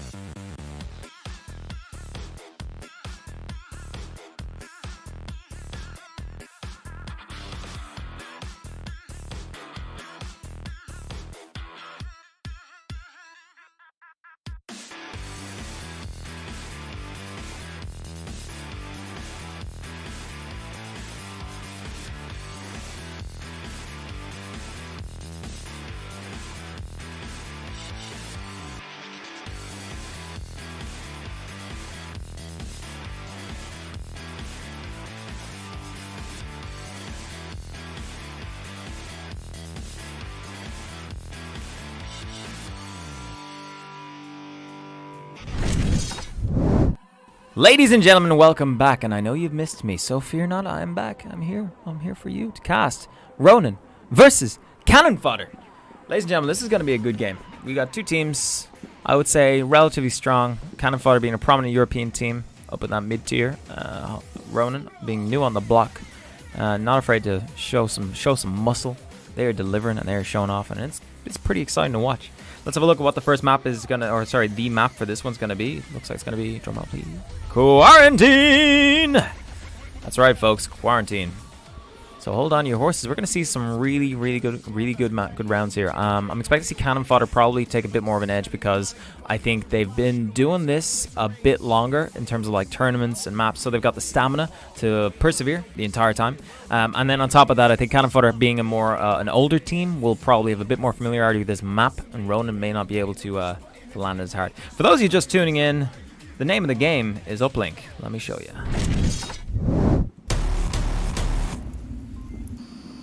Two teams, one satellite dish, one way in, no way out. On the map of Quarantine, teams was 5 for supremacy of the rotating dish that gives you HD live streams of ESPN. That's right, Jim. The Volk defend the Uplink. They want to stop the attackers from getting in there. Eliminating the attackers wins them the round. The attackers have other ideas. Marsoc. They want to get in on the objective.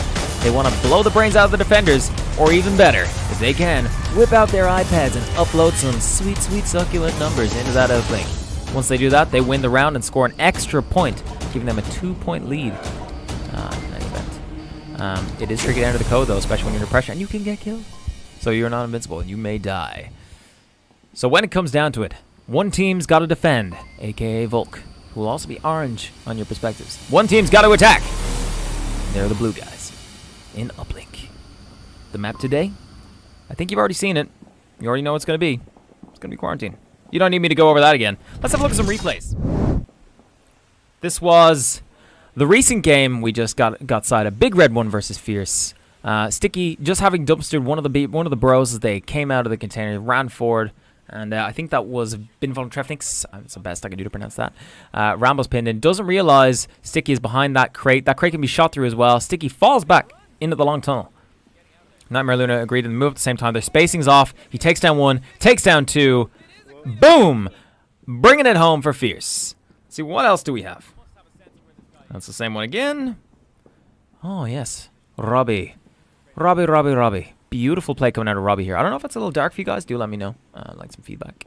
Definitely can try and turn up the gamma or something. But look, we're not dealing with cargo anymore, so don't worry about it. So yeah, bro knows their line has been compromised. He knows there's a dude in there. He whips out a grenade. Watch this little wrist flick right here. Little like cooking it. Whoop. This is for you. Bye, Dad Cracker. Boom. Out he goes. Beautiful play. And I think that really highlights the physicality of VR. Just absolutely beautiful plays coming out of guys. Let's take a quick look. Slippery 55. Holding the line against Robbie and bro. But stuff is going down. Bro is moving in on the objective. It's crunch time. This was the match. This was potentially the match point. We saw a very well coordinated attack, both sides simultaneously. Sticky going down to the back, Sleepy sitting on the objective, getting pincered from both sides. Absolutely beautiful play. You've seen this one? I want to see if I have that replay of someone getting knifed. Don't want to name names, but we saw a beautiful moment where somebody got knifed, and I want to catch that. Wasn't bro there?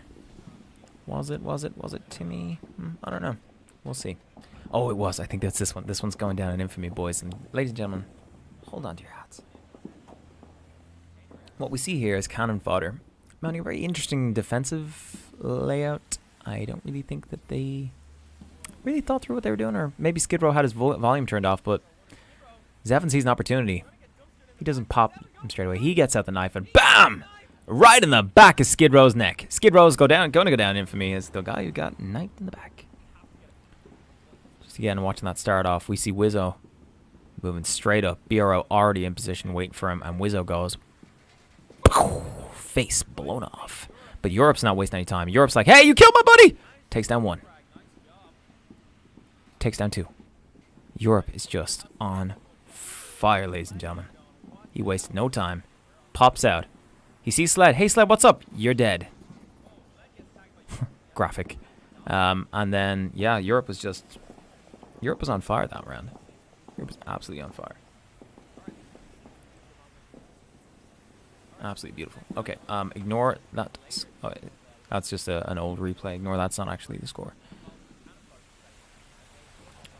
In this next round, we can see. Oh yeah, we've seen this one. Let's pop up one. Oh yeah, Timmy Bits and Get Triggered. This was a cool little moment right here. Maybe if we go back one, I think we can get a better glimpse of what happened. This was Skid Row. Watching that dark alley. Bam! Down goes Sled. We've seen this one already. It's just a good kill to see. Oh yeah, so Timmy Bits, Get Triggered. Rez is coming out. Cool moments. Cool action all around. 11 sees Europe. Fire shots. Europe cleans up Timmy and Triggered that we just saw just there. Then someone's like, not my town. Boom goes down Europe. And Zevon, or Skid Row, sorry, his last one, he's like, what the hell's going on? What am I going to do? And then Sled comes in behind him and dumpsters him straight in the face. Ignore this for a second. This is not the score. This is, again, still in replay mode. I think this is going to give us a good view. No, I guess not. Let's pop up another round of replay while we wait. And we've seen this one too. I might actually go through all these clips and put them together. Wizzo on the back line. This is a really nice play from Cannon Fodder. Possibly. Yep, Timmy takes one down. Wizzo though. No, sorry, this was White. White made a really great play here.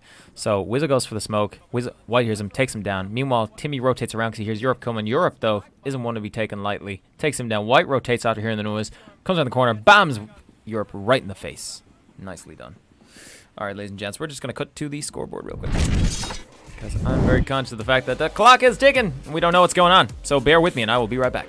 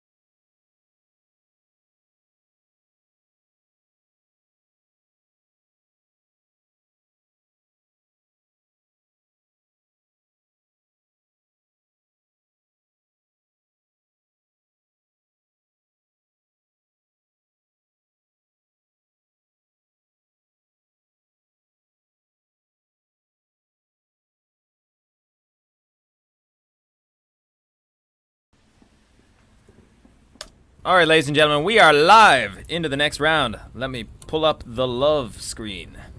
And as we start the game with Cannon Fodder versus Ronan. Cannon Fodder starting it off on defense in round 1 of the 4th match of the day. 4th round of matches of the day. That's the one. Let's refresh our map because it's broken.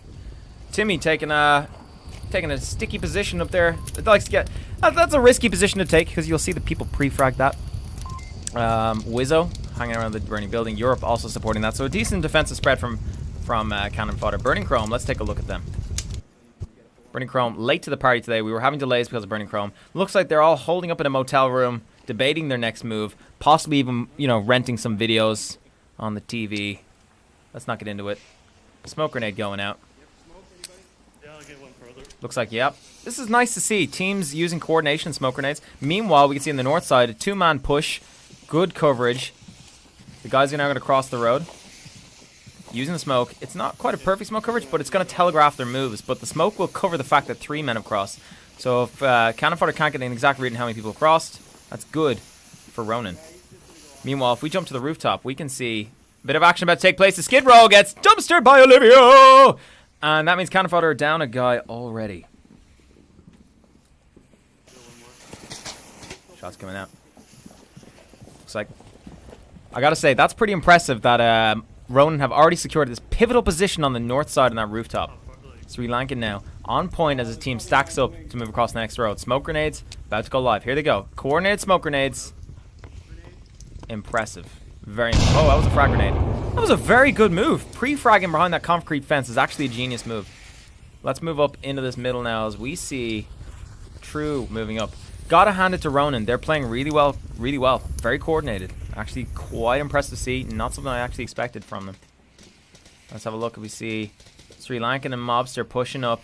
The noose starting to close around Cannon Fodder. The coordination timing of this team really on point. True taking fire now. Trading some shots with the guys in the burning. Meanwhile, Olivia pushing up. Let's take a quick look at Timmy under a little bit of pressure as the fire comes in. Taking a quick look at the map now, we see there's a noose forming around the objective. Look at that spread, ladies and gentlemen. That's coordination we didn't expect to see from a team as fresh as Ronan. But by God, they are delivering. True's moving up. Wizzo on the inside of the burning building here. Let's drop a little cam on him.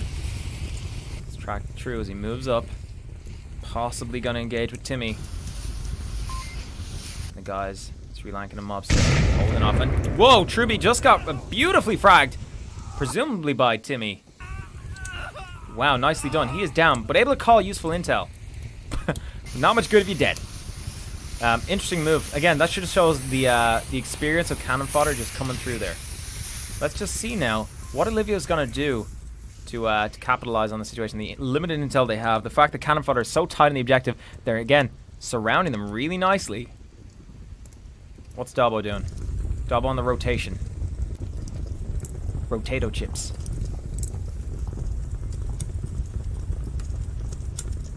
Looking now.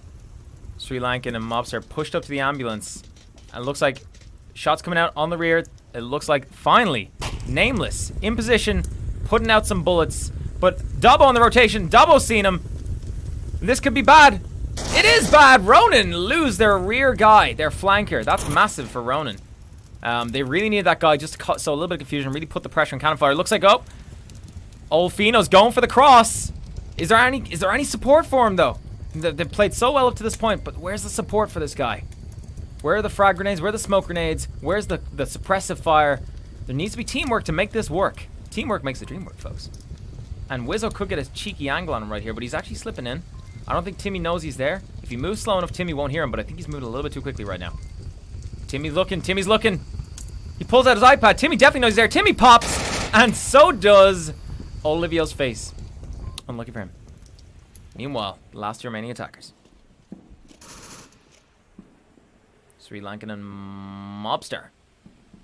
I mean, to be fair to Ronan, they played really well to this point, but now their entire offensive capability is limited to this south push, which doesn't have fantastic potential, to be honest. Because if Cannon Fodder keeping kill count, and I think they are, they're just going to turn all the guns in this particular area, and Mobster and his teammate, Sri Lankan, will get dumpstered fairly quickly. Yeah, look, you can see already. There we go. Shot coming out. Europe wasting no time. He's got a great spot, silhouetted. Mobster might get the refrag. He looks for it, doesn't find it, and gets tagged out by Europe, who's just making the plays for days. Europe, ladies and gentlemen. Round of applause. Kicks ass, takes names. Not afraid to deliver the pain. Let's pop into the scoreboard real quick and take a look at how things are shaping up for both of our plucky young teams. Ronan, unfortunately, not able to take the victory today, or a victory on that round. Losing 1 point to Cannon Fodder. Cannon Fodder delivering the pain, as we did think we'd expect. A solid European team. They're going to show their experience, their stamina is really going to shine through here, and it did. But I will say, Ronan, they made the right moves. Right to the end, they made the right moves. A little more coordination and tactics and planning, and I think they're really going to show off some skill. But that's just my thought. I'd love to hear what you guys think in the chat box. Someone put in a weird exclamation face and 150. I don't know what that means, but oh, it's bits. Thank you for the bits, dude. Really appreciate it. It goes towards the casting team, and it means a lot to them. Let's take a quick look at the replays, guys. Let me see what I've got for you. Oh, that's replays.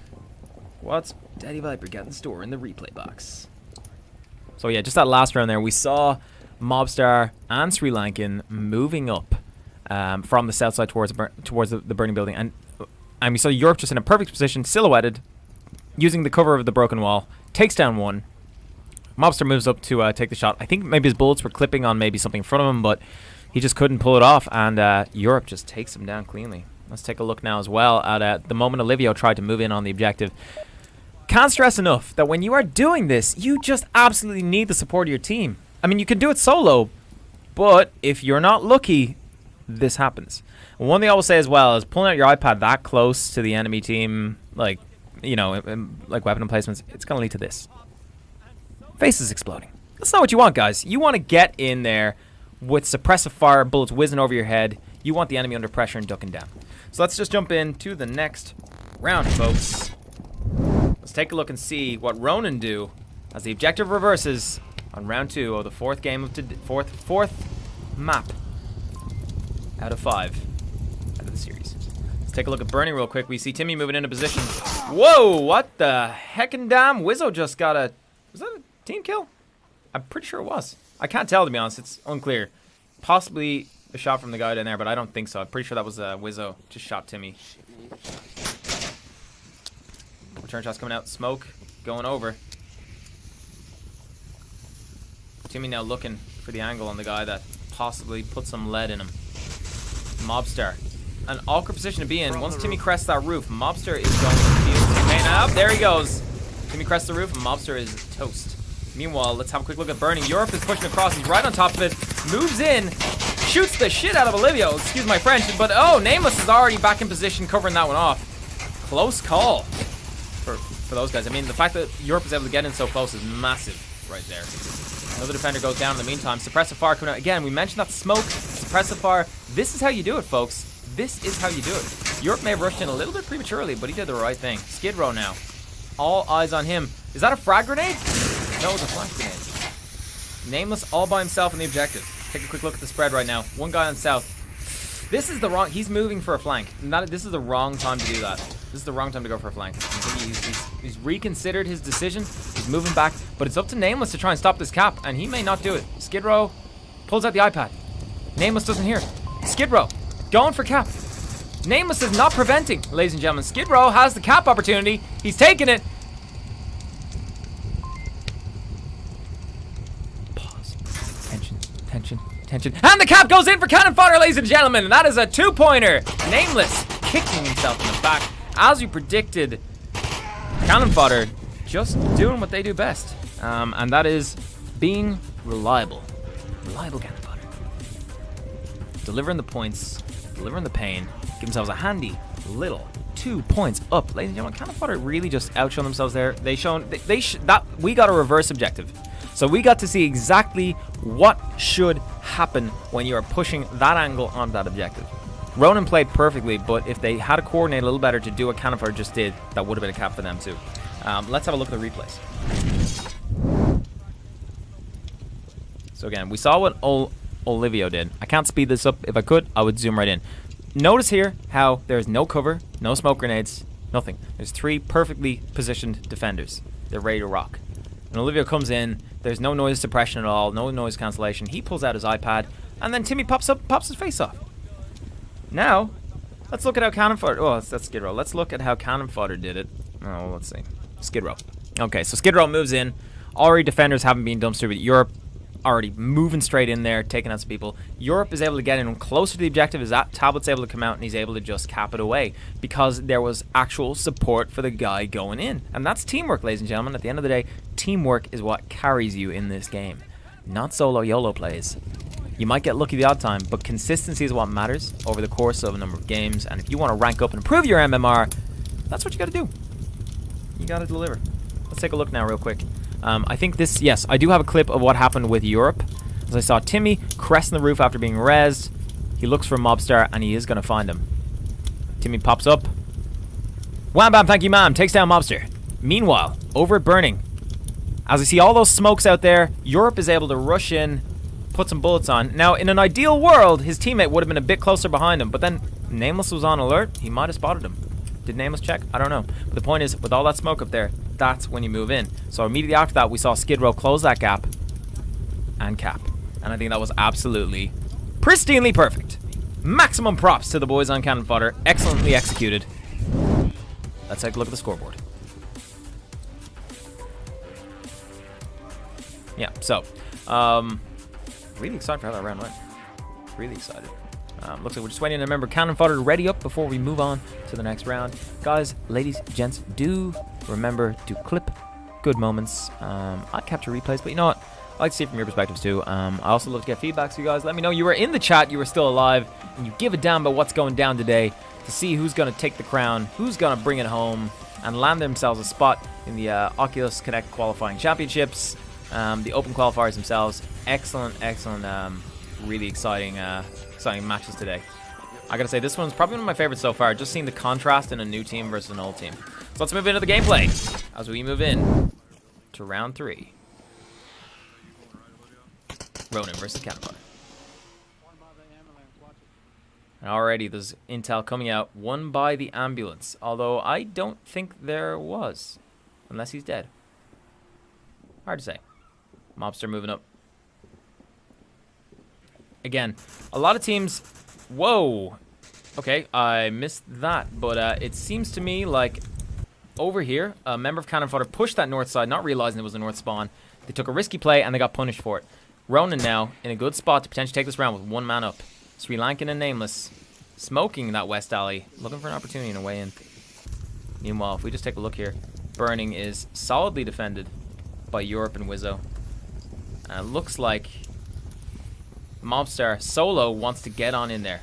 I just want to point out as well, I want to give props to these guys. They've got a guy watching their backs. So they've been watching the league casts. They've taken the time out to learn how to play professionally.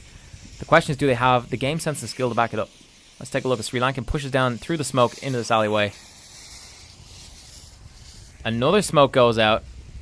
Again, extra concealment. This is really effective. Dabo may not be able to convert any kills because of all that smoke coverage that Sri Lankan's putting out. And now, again, one thing I really like watching Ronin play. They are coordinated. They're really doing it the right way. Mobstar still not sure he wants to make a move on this. Meanwhile, we take a look. Sri Lankan pushing really far around. Again, are they... I'm not seeing as much coordination out of the team this time. I think they're definitely feeling the pressure of being 1 point away from series point. Shots coming out. Oh, and it looks like not quite a kill, but yeah. Sri Lankan looking for the shot. He doesn't quite get the angle. Dabo, here's the shots. Dabo maybe look for the frag here. Dabo pops up. Here it is. Sri Lankan's pushing across. Dabo loses the angle. Doesn't make it just in time. Sri Lankan may hear him. Drum mag. Arm at the drum mag. Sri Lankan has the opportunity here to get more kills. And Sri Lankan does tag Wizzo, but gets refragged himself by a teammate. Ouch. Yep, looks like Mobster just took him down. Unfortunate for him. That was a really good moment. Meanwhile, we jump over to Burning. We see Olino takes out Europe. Wizzo also in need of a double cap. Burning building has now been secured in favor of Ronin. And this is a really good position for Ronin to be in right now. Oh, and another one goes down. Nice pick from Olivio. Objective wide open. Now it's up to Dobbo all by himself to stop the cap. This is exciting, ladies and gentlemen. You don't get this every day. A nice turnaround on the 3-0 down. It looks like Olivio's going in for the cap. Guys, this could be huge. Olivio may cap if Dobbo doesn't check this, or if he gets tapped. Shots coming out. Dobbo looks, and oh, he takes Olivio down before he's able to cap. And the guys decide to put Dobbo down just in time. If they maybe had put, again, this comes down to just teams putting in the time and the work. If Ronan had put in a bit of suppressive fire, we may have seen a cap coming out there from Cannon Fire. If Dobbo had put in pushback, thinking, oh god, I'm gonna get shot, need to stay alive, need to prevent the cap. So that was almost a cap for Ronan. If they just put in some suppressive. Again, it's all about supporting your teammates, especially those moments where they're going to cap. Suppressive fire's got to go in over their heads. Smoke's got to go in over their heads. Frag grenades got to go in over their heads. God damn it, throw the kitchen sink at the enemy. Whatever you can do to distract them, keep them busy while you buy time for your teammate to enter that precious, precious couple of digits. But yeah, really, really great round. Let's take a look at the scoreboard, folks. So we give Ronan a much-deserved point. We don't give wrong team a point. We want to give Ronan a point. I did catch a replay of that, which we can look at after the game. But yeah, massive props to Ronan for taking that one on offense. Taking an offense round is not easy. Taking an offense round against an experienced veteran team like Cannon Fodder, definitely a trickier proposition. So yeah, let's move into the next round as we take on round 4, Cannon Fodder versus Ronan. This time, Ronan on defense. What are Ronan gonna do? I don't know. The samurai without no master must find a way to persevere. Smoke's coming out very nice. They're smoking that south road to get the crosses in now. Interesting enough, Cannon Fodder have already crossed. That means their spawn has been made. Sri Lanka will relay the fact that it was a south spawn. Maybe he saw 1 to 2 spawn. Yep, we just heard Sri Lanka say south spawn there. Relaying that fact. So this is going to be interesting to see precisely how things go for Cannon Fodder. They've got quite a bit of a distance to close. Skid Row looking for a pick on anyone sloppy enough to actually... And he does pick it up! Skid Row managed to get the pick. Nice job from Skid Row. A sloppy rotation from a defender, and he's down, and they're down. Meanwhile, we look over at the ambulance. We can see Europe in a cute, nice little neat position, but he could get tagged by True D, who's just under the rooftop. True D himself, risky position to be in. Could be about to get tagged. True D. Oh, it's a trade! Unlucky for Trudy, but meanwhile, if we pop over here, we can see Skid Row and Timmy picked up yet another kill. Ronan's defense crumbling under pressure right now. Timmy and Skid Row peeking out around the corner. Is pressure going to come in from burning? It looks like not. Olivio does rotate. Does see one. Takes one down. Olivio, nice plays, but Europe is already looking to refrag it. Oh, but Olivio's not having it tonight, ladies and gentlemen. Olivio on the refrag successfully takes down another player. So Olivio's pulling it back. He knows there's another guy. Frags out. Is it going to find his target? It does find its target! Incredible play from Olivio! Taking down 3 members of the offensive side. Solo holding the line. Meanwhile, we look at Wizzo moving into res down teammate. We saw in that trade earlier. Just to bring it back to 2 versus 2. But holy heck, ladies and gents, that was insane! Frag grenade from Olivio. Just that game sense, those plays. He immediately repositioned, took that spot we saw Europe successfully use last time. Now we're going to see a breach into burning building. Can Olivio hold it? His equipment now somewhat diminished.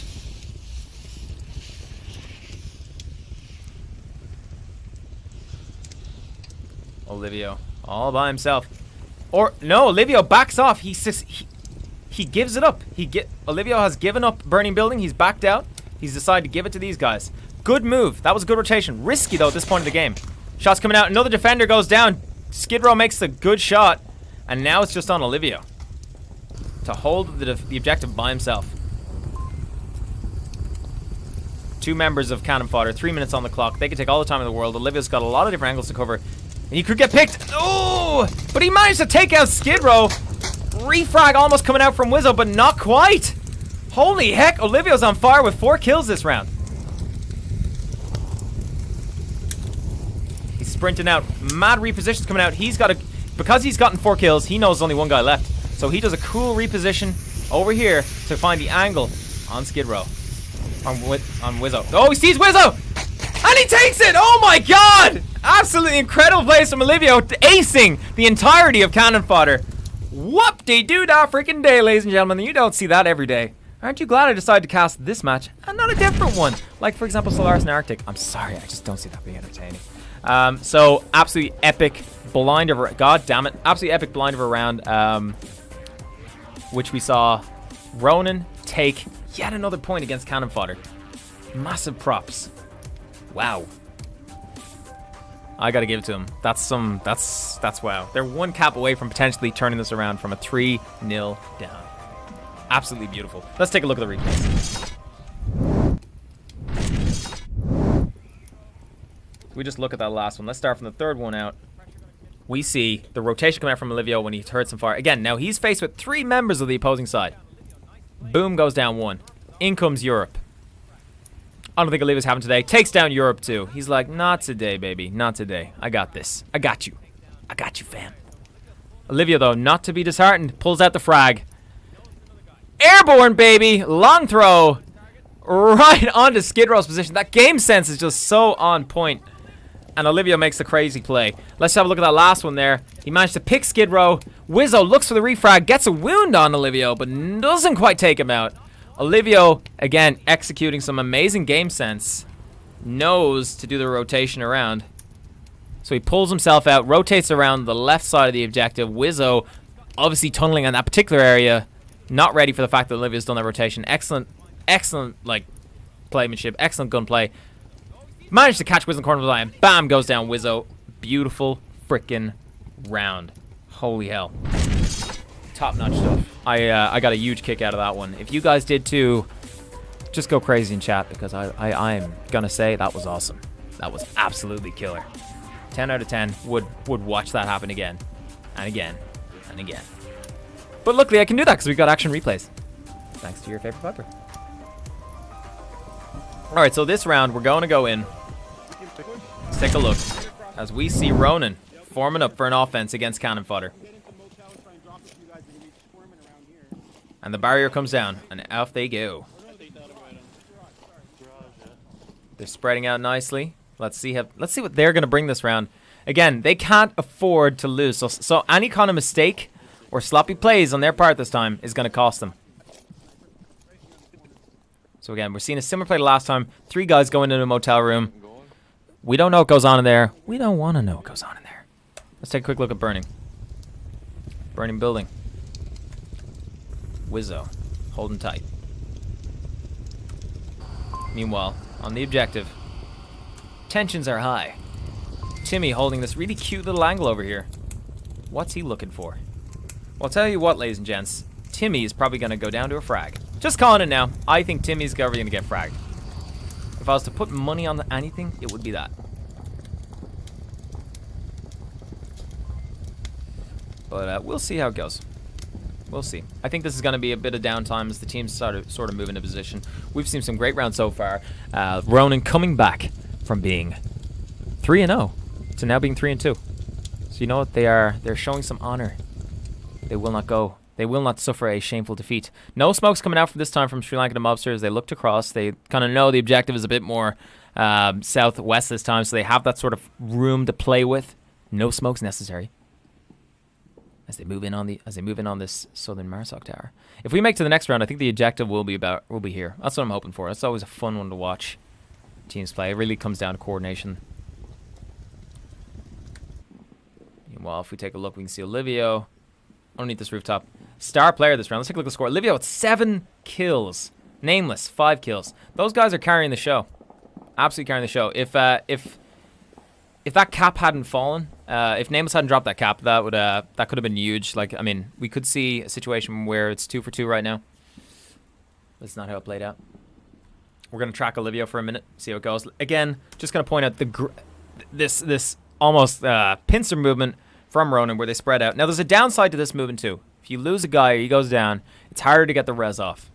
It's also harder to get refrags. So this particular tactic of encircling your enemy comes with some downsides. But we've seen it very effectively used by the likes of beginners who surround for the first 2 minutes. They will look for picks and they will execute with extreme prejudice. And then, say at around the 2-minute mark, they start to form up. Out come the frags, smokes, grenades, whatever. and you'll see them start pressing on the objective. We see Olivia now moving into burning building. He's shown himself to be quite the burning building player. So I'm curious to see what he's going to be rocking out. Olivia, Pone Cake. Olivia has been DM'd by Globo. Oh, Ponerific. Absolutely brilliant. That's actually a good point. I mean, you know, it wouldn't be unheard of for teams to be interested in scouting this guy now. But Olivia now slightly ahead of the rest of his team as he moves into burning. We've seen him make aggressive plays before, especially around this burning area, and it has cost him. So I'll be interested to see how he does things this time around.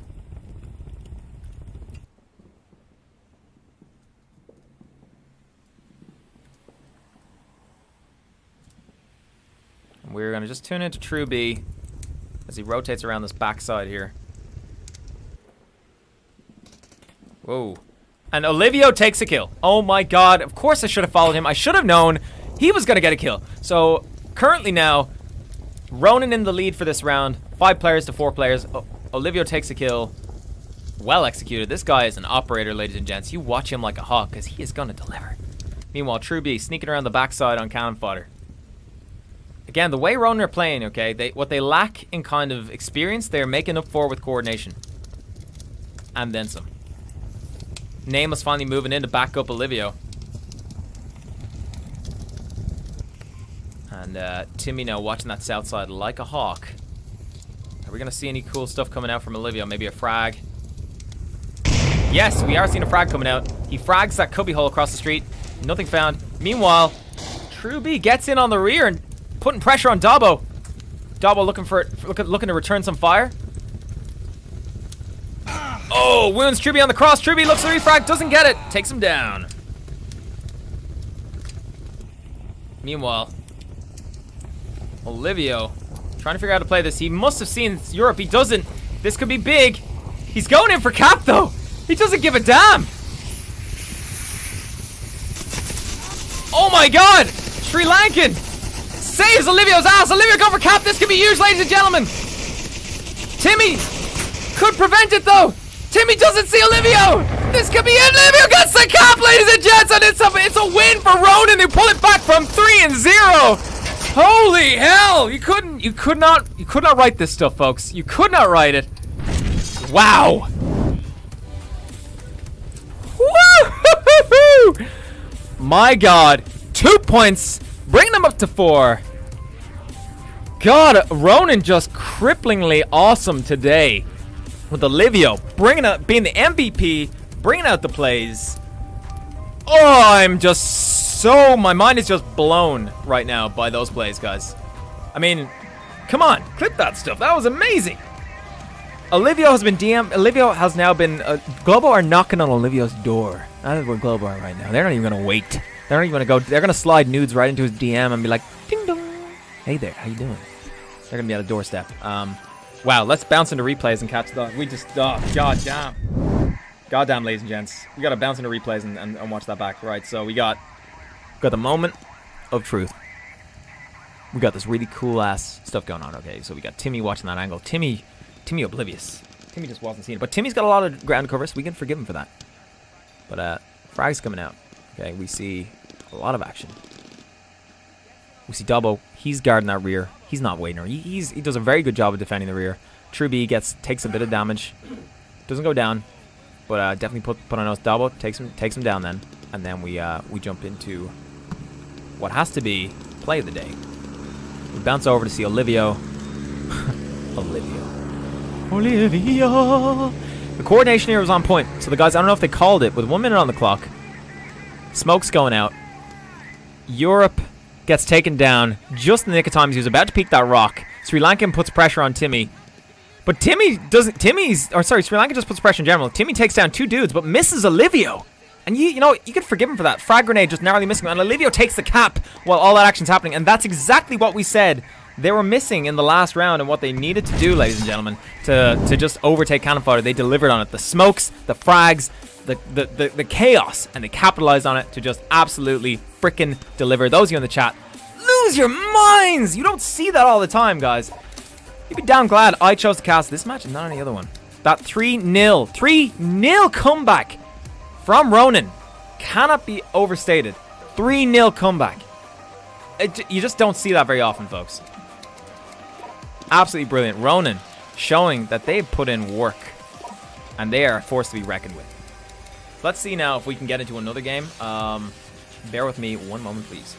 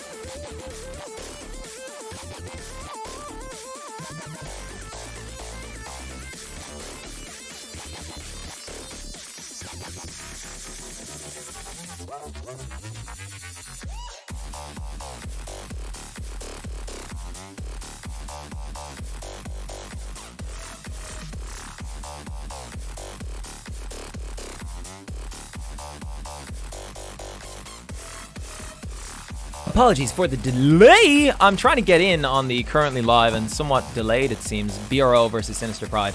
But look, let's be real. Real talk for a second. I don't think anything's going to come close to the insanity we just had in Cannon Fodder versus Ronan.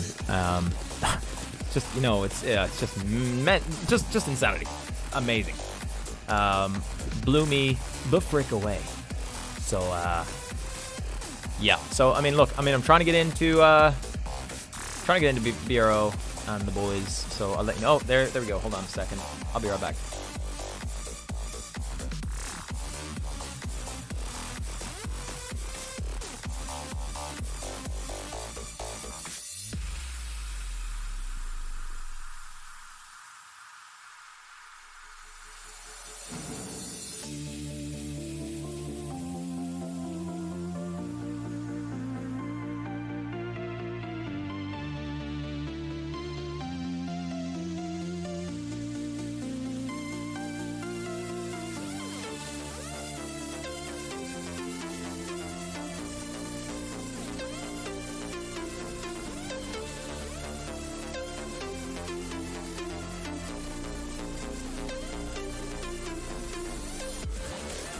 I was denied access to the match.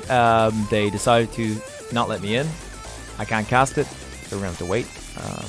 There will be a league moderator review of that, and there will also be a league moderator review of the fact that the match is so delayed. It's actually having a knock-on effect now on all the games which have to take place afterwards. But again, my apologies for not being able to get in there. They do know if there's going to be another round, that we will make sure that you guys get access to it. So apologies for the delay. I'm going to leave the screen up for now. There's nothing to see, but I'd say give it another 5 minutes and we'll have another game for you guys.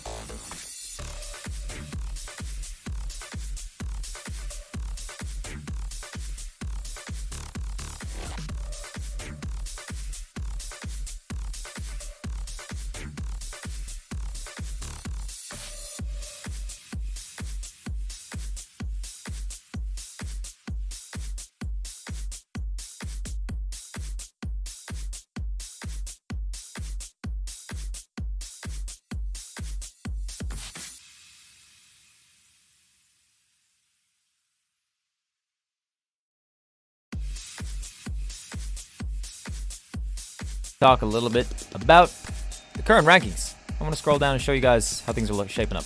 So at the moment, that's weird. It's not supposed to be like that. Hold on a second. Let's go for a second. Let's get up the standings right here. All right. So at the moment, Burning Chrome are clearly in the freaking lead, guys. 4 wins, 0 losses. Solaris also 4 wins, 0 losses. Burning Chrome winning by Buchschlutz. I don't know how to pronounce that. I don't know how to say it. I'm not even sure what it means, but it is a handy calculator to emphasize, I suppose, the skill differential between the two teams. So basically, based on the skill differential between two teams, it awards you a score of book lols, if you will. So if you beat a team that is good, you're going to score higher in the book lols. I think, though, realistically, it's going to have to be a Burning Chrome versus Cannon Fodder, or sorry, Burning Chrome versus Solaris matchup before this day is over. Because if it's not, I think we're all going to lose our minds. Their freaking minds. So yeah, we need to see this happen, ladies and gents. Looking at from bottom to top, Arctic having a not so great day. God bless those guys. 0 and 4. You know what? They did their best. They came in hot and they tried their hardest. Sinister Pride having a not so great one, 1 to 2, and a death, 1 to 3. Fierce 1 to 3, and then things start to turn up. BRO they showed up strong today, beating Fierce, taking 2 victories, 1 loss. Rome going 2 for 2. Cannon Fodder going 2 for 2 against an incredible match versus Ronan. Ronan also going 2 for 2, but obviously taking the higher book loss differential, having beat Cannon Fodder. And then just leaves us with Burning Chrome and Solaris, who really it's going to be down to them next next round. So I'm super excited to see what's going to go down with these two teams. And I want to hear what your guys' thoughts too. I've got lots of replays to go through. Maybe we'll do a post-game show. I don't know. It's been a long stream, but I've kept it going, folks. So yeah, gonna go offline for a little bit. Again, hunt down another game to get into, but stay tuned, folks. I will get you the update as soon as I can. And I'm already gonna start updating my pre-show graphic to show Solaris and Burning Chrome, because that's totally happening. And Arsenic will finally get his wish and see a Solaris match covered. So God bless Arsenic and Godspeed.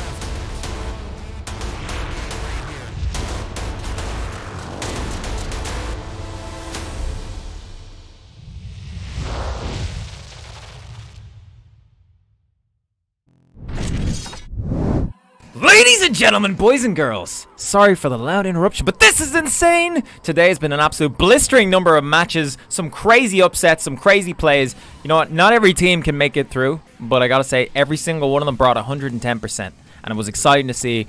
MVP of the day, I'm gonna say, was Olivia and Ronan, or Olivio, or whatever, on Ronan. Just that, Ronan, as a team, okay, had a character development arc going from 0 to 100 over the course of that one game against Cannon Fodder. And if you don't watch any games today, fair enough, but if you do have to watch one, I would say it's that one. Or this one, you're about to see two top teams head to head on a map I think you all know and are familiar with. That's right, ladies and gents, it's Suburbia. So excited. This is going to be awesome. Let's cut to our intro. One map to rule them all, one map to bind them, one map to guide them all, and in the darkness, surprise them from the bushes. Because Suburbia is an interesting map full of a lot of different buildings, two of which can actually be entered into. There's a lot of porches, a lot of nooks and crannies to get buried into, and a lot of garden to work your way through. Those bushes are partially see-through, and of course bullets will fly through them too.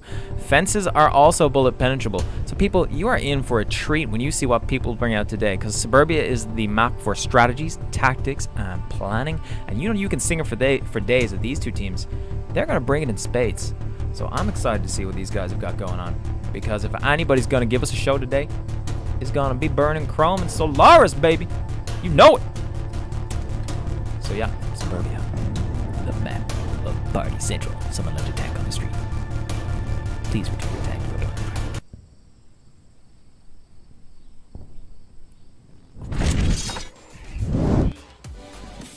So yeah, we're gonna update that quarantine score.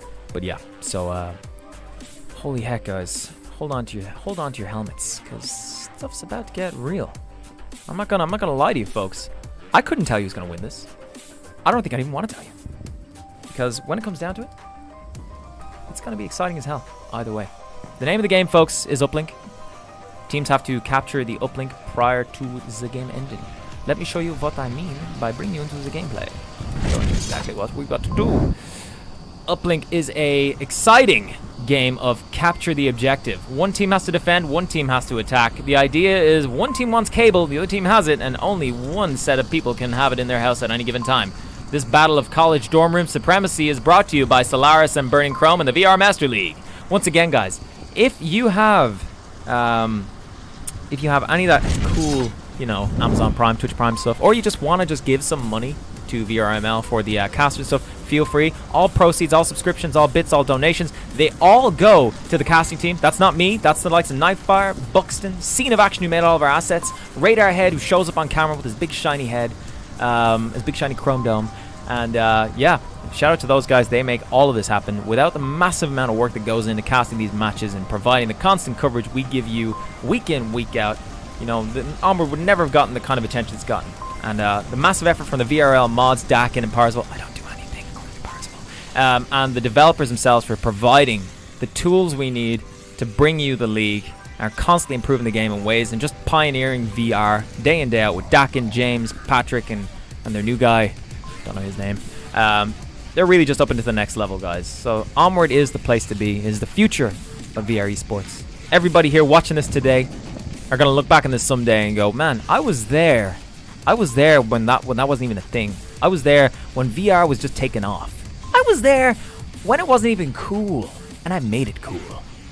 So yeah, guys, stay freaking tuned, because stuff is gonna be seriously awesome.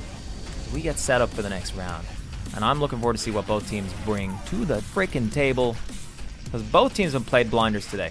Both teams have really brought out something special, and I think it's going to be really close. I haven't actually seen Solaris play all day, and I have to confess, kind of avoided watching them, because I was saving a little bit for last, but I also was kind of enjoying trolling Arsenic. Is that so wrong to abuse my position as a caster to troll Arsenic? I don't think so. So anyway, we're going to get ready to rock on into the next round, okay? So let me lay it out for you guys. Let me lay it out for you real quick. Moving in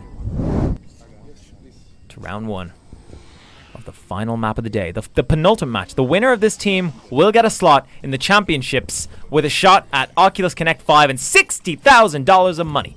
That's a lot of money, folks. And also the glory, mainly the glory of taking a shot at GlobalCam. So we're going to watch it now. Solaris take the first offensive round. Diesel taking aggressive positioning up in the center. And Burning Chrome taking it nice and easy. Chilling out in the back gardens, catching a bit of sun. Pressure's on for both teams now. So we take a look at the objective. Zevin sitting on tight. Followed by Get Triggered, close by. White Storm, classic spot out the front of the middle building. Things are gonna get real interesting real soon. Let's take a look at the guys here as they push up around that school bus. I think we're gonna see our frags coming through from Solaris. I think Sergeant Vanover is gonna be a distraction, an element of distraction. He's gonna be rocking over there, cause distraction, while the boys Grouchy and Dark One, with good spacing by the way, move in from the left-hand side all the way up through here, press in on Zevin and Get Triggered. Let's take a quick look at the map of the spread. Good spread from Solaris. Really nice nice coverage. Also good defensive layout. Very heavily focused on the right side, which is where it should be. Sled covering the backside there. Whoa. Sorry for spinning that around so fast, but I got excited.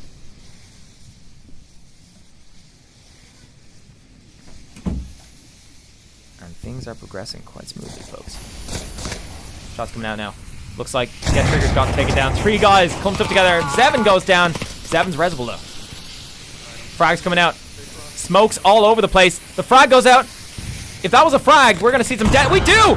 Whoa! 3 people going down from an insane frag. Pity about the smoke occlusion right now is a bit of a mess, but all those double taps coming out. Burning Chrome. Whopper defense. Oh my god. Dark One is in serious trouble. But oh, Dark One gets traded out. And it looks like it's now just Sergeant Vanover who also gets taken out, and Burning Chrome take the round. Holy heck, folks. Did you see what I saw? That was insane. And the smoke is just crazy around here. I'm not even sure if the occlusion is working effectively or what you would see through that, but holy hell. That was awesome. Burning Chrome taking the first point. That was not boring, guys. Let's take a quick look at replay. Ignore that replay. We don't care about that. We care about this replay right here. So we see Get Triggered gets fragged. And maybe that was part of his getting triggered. Because when he got fragged, 2 teammates immediately collapsed on him to revive him. And so it's almost like they were like, quick, hide behind the sandbags.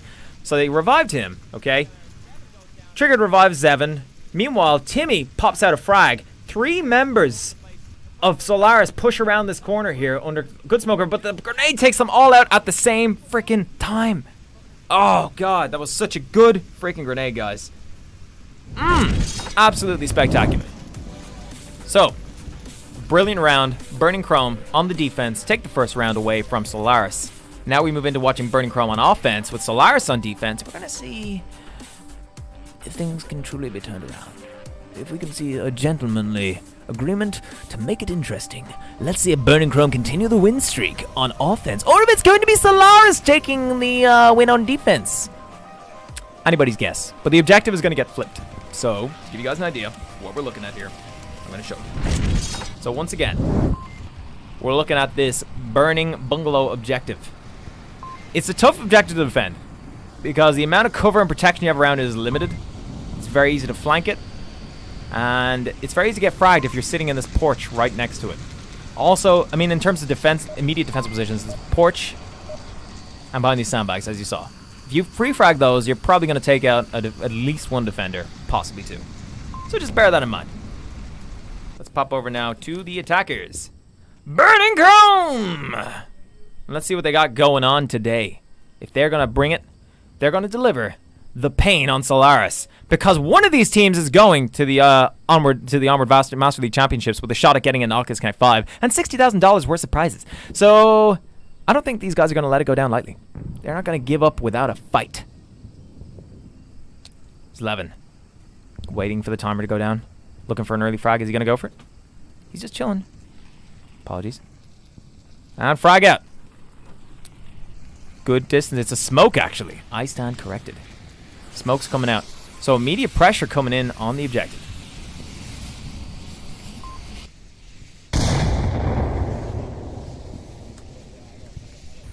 Meanwhile, Sled, Whitestorm pushing over on this far seesaw side. Slevin holding the angle here.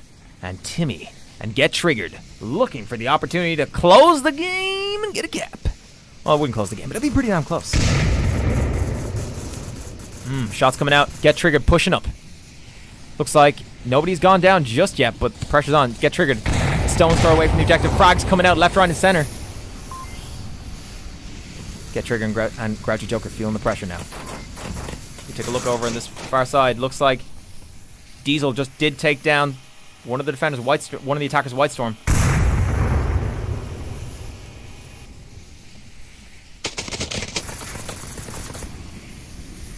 Meanwhile, Timmy looking for an angle. Again, if they've gotten super close. Possibilities there. Trigger could come around this corner. This could be super tight. Meanwhile, Diesel looking for Sled. Sled gets him. Nice job from Sled. By the way, if you don't know, we're in round 2. Whoa, Zevin gets taken down, but Trigger goes up and Groucho. Groucho takes him out anyway. Timmy Bits looking for the refrag. While Groucho reloads, he does get it, but he also gets traded out. And oh my goodness. That was insane. So many kills going left, right, and center. Objective is wide open. Sergeant Vanover has to get a move on. Meanwhile, Rez coming out from Whitestorm, putting it in a 2v1 situation in favor of Burning Chrome.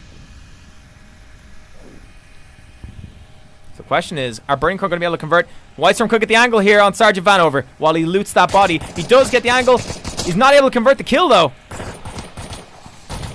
And Sergeant Vanover is under severe pressure. Frag coming out, just missed him. Sergeant Vanover's cover is excellent. Sled coming out on his left, on his right. Whitestorm coming out on his left, and Sled gets the angle and takes him out. Burning Chrome take a second round, ladies and gentlemen. Second round. Woo! The tension is palpable in the air. As the home team take another round, we wonder to ourselves, where is this going to end, ladies and gents? So we're almost caps there. It was pretty close on the line. Oh, that's not right. Pretty close on the line. Like, I mean, that was down to the money. Let me just fix that score. I'm going to update that scoreboard app so that we can actually put minus score. But yeah, 2-0 so far to Burning Chrome. Solaris, though, have not made it easy. They played really, really well and super strong. So I'm enjoying seeing what they're bringing to the table. Let's have a quick look at the replays. So I'm going to quick look at that crazy bit of action we had there as Burning Chrome looked to encircle the objective with their main offensive force, Get Triggered, pushing up on this corner here. Meanwhile, Diesel gets dropped by Sled, opening up their west flank. Get Triggered comes around the corner, takes out Dark One, but Sled comes around the corner, takes Dark One, or one of the guys do. Get Triggered gets taken down. Grouchy's able to cap 2 of those. Meanwhile, Timmy Bits takes Grouchy, but he also gets tapped out. Not sure quite by who. I think maybe Grouchy just pulled a shot on him just as he went down. That was really super close, but ultimately, Burning Chrome were able to close out the round. Mad respects. That was really, really excellently well played.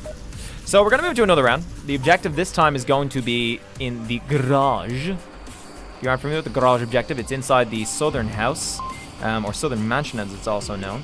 And it provides with excellent defensive positions, but if you give up too much ground, you potentially will give your objective up. So you got to be careful. Let's move in.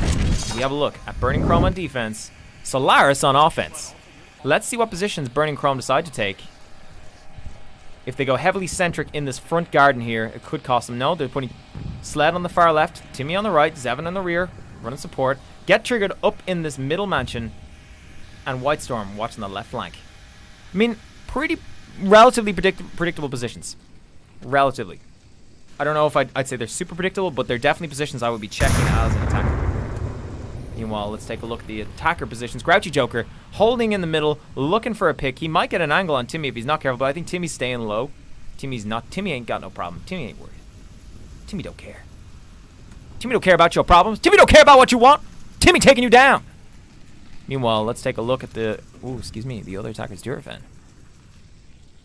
Durafan and really enjoyed the cast yesterday, and I'm sure we'll be watching this back. So if you are watching this Durafan later on the VOD, hi, it's me, Viper. I love you.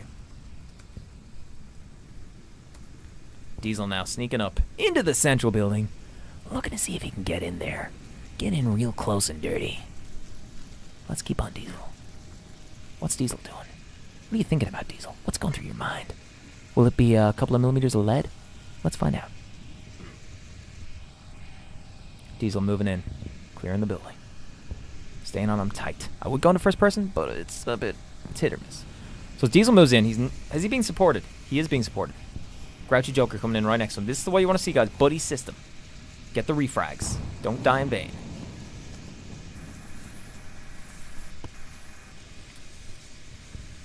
Question is, how does Triggered feel about this?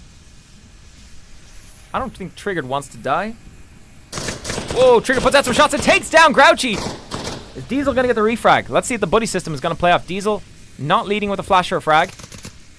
He's looking for it. He gets the angle and gets the refrag. Nice job from Diesel. Meanwhile, White Storm takes one of the attackers out, but Dark One gets the refrag on him. And now, the first line defense for the attackers is out. So let's pull up the map here, okay?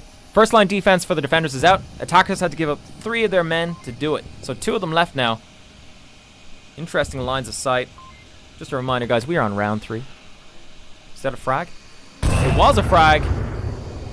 Didn't seem to get any damage. Interesting. I heard a moan of pleasure. It wasn't a pleasure. Seven putting out some shots. Not finding his target. Looks like Diesel's been made. He's worried, but not too worried. And oh, if I'm not mistaken, yep, that's right. Solaris did lose their other attacker, so it's really just down to Diesel now. Diesel's kind of like, uh-oh, Spaghetti-O. The defensive spread from Burning Chrome is tight. Right and left both covered and 1 center covered. That's really, really good. Diesel's getting his ass down those stairs. He needs to find an opening. He needs to play guerrilla warfare style, hit and run, see if he can pick as many defenders as he can. It's gonna be it's gonna be a tall order. As he moves out here, he could get picked. He's not careful. He needs to go and salvage a frag grenade or 2, maybe a flashbang if he's lucky. If he can do that, put them in the right place, he could potentially turn this around. But this is not the easiest one to do. The first line of defense really whittled down the attackers enough, and oh, Zed makes the shot. Excellent moves from the Zeddy. He is not playing around. So Burning Chrome, take another round. Burning Chrome doing really, really well, guys. Gotta give it to him. Burning Chrome successfully just not beating around the bush, the suburbia bushes. Looks like they could take this one cleanly if they win this next round. That is match point for Burning Chrome. Meanwhile, Solaris kind of in a bit of a tricky spot here. They have not been able to successfully defend or hold a defense or win an offense. So as they move into the next round on defense, the question will be, can they emulate the success that Burning Chrome just had and the level of coordination Burning Chrome have shown, or are they going to crumble under pressure and miss out on their shot for Aku's Connect 5? So let's stand by and take a look. Let's bounce into a replay for a minute. I want to watch that one again. That beautiful play from Burning Chrome. Again, taking an offense round in Onward is pretty big. So again, we see Sled dumpstering Diesel. Great camera work, Viper. And then one of the guys moving around, he takes out the Dark Great or whatever. But he gets refragged. Another frag coming out from Joker. Timmy Bits comes around. Joker trades with him, leaving just 2 guys left on Burning Chrome. But they were able to close out that round. But a lot of action in that particular moment, in that sequence, which I really enjoy casting. All right, let's take a look at the defensive spread. Let's compare it to Burning Chrome as we move into round 4.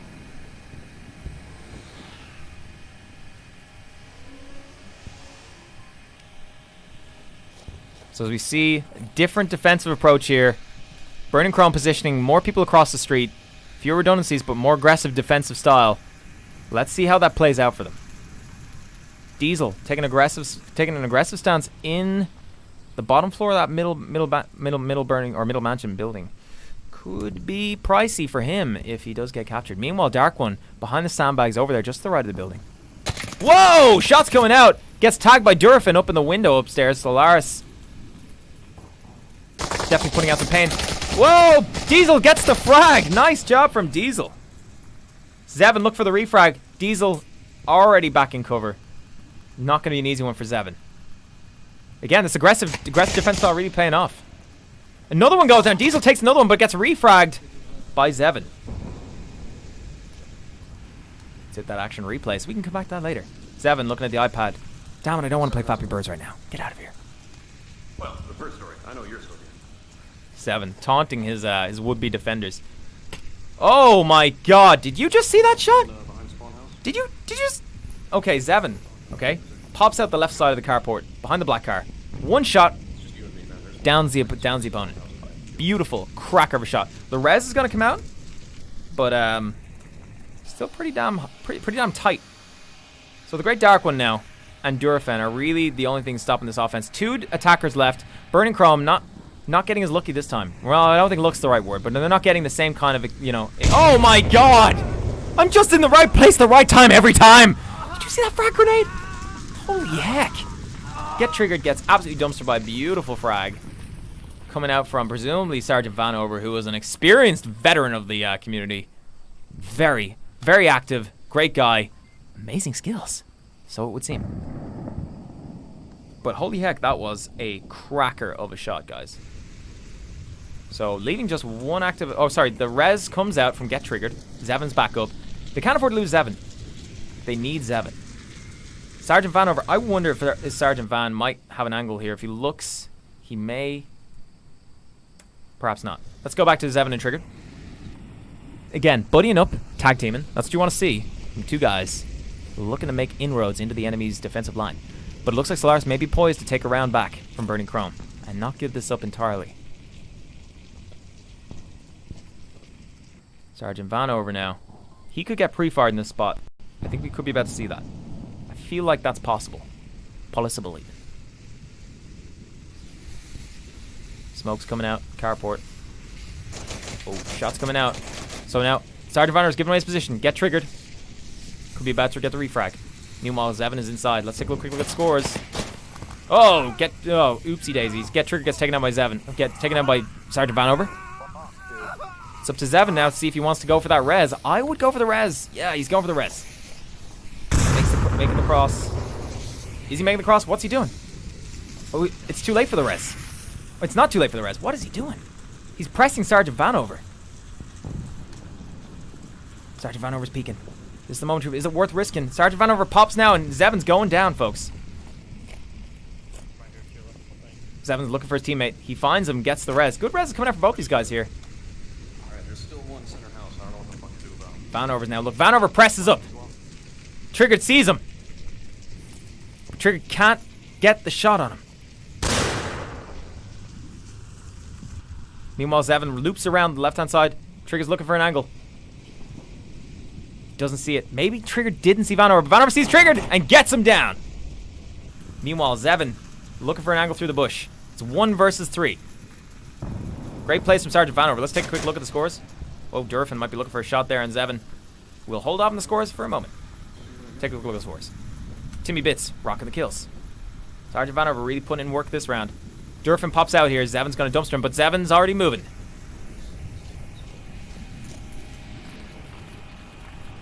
Zevin. Good rotation from Zevin. A lot of attention on that on the southeast side. Now he's on the southwest. That's where you want to be. Vanover or Durfin could pop now. Vanover's rotations are excellent. Well, Vanover sees him and it's a trade! But it doesn't matter because Solaris win.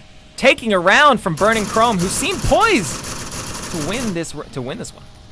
I gotta say, that was quite impressive. I'm glad to see Solaris putting up a fight. What I wanted to see, folks. What I wanted to see.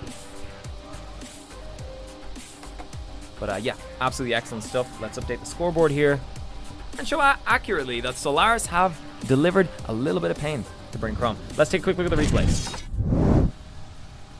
Quick flick down my list. I have 50 replays in my buffer, boys. 50 replays. Where is it gonna stop? Let's go for number 59. 60 replays. Alright, so Zevin. What was his angle here?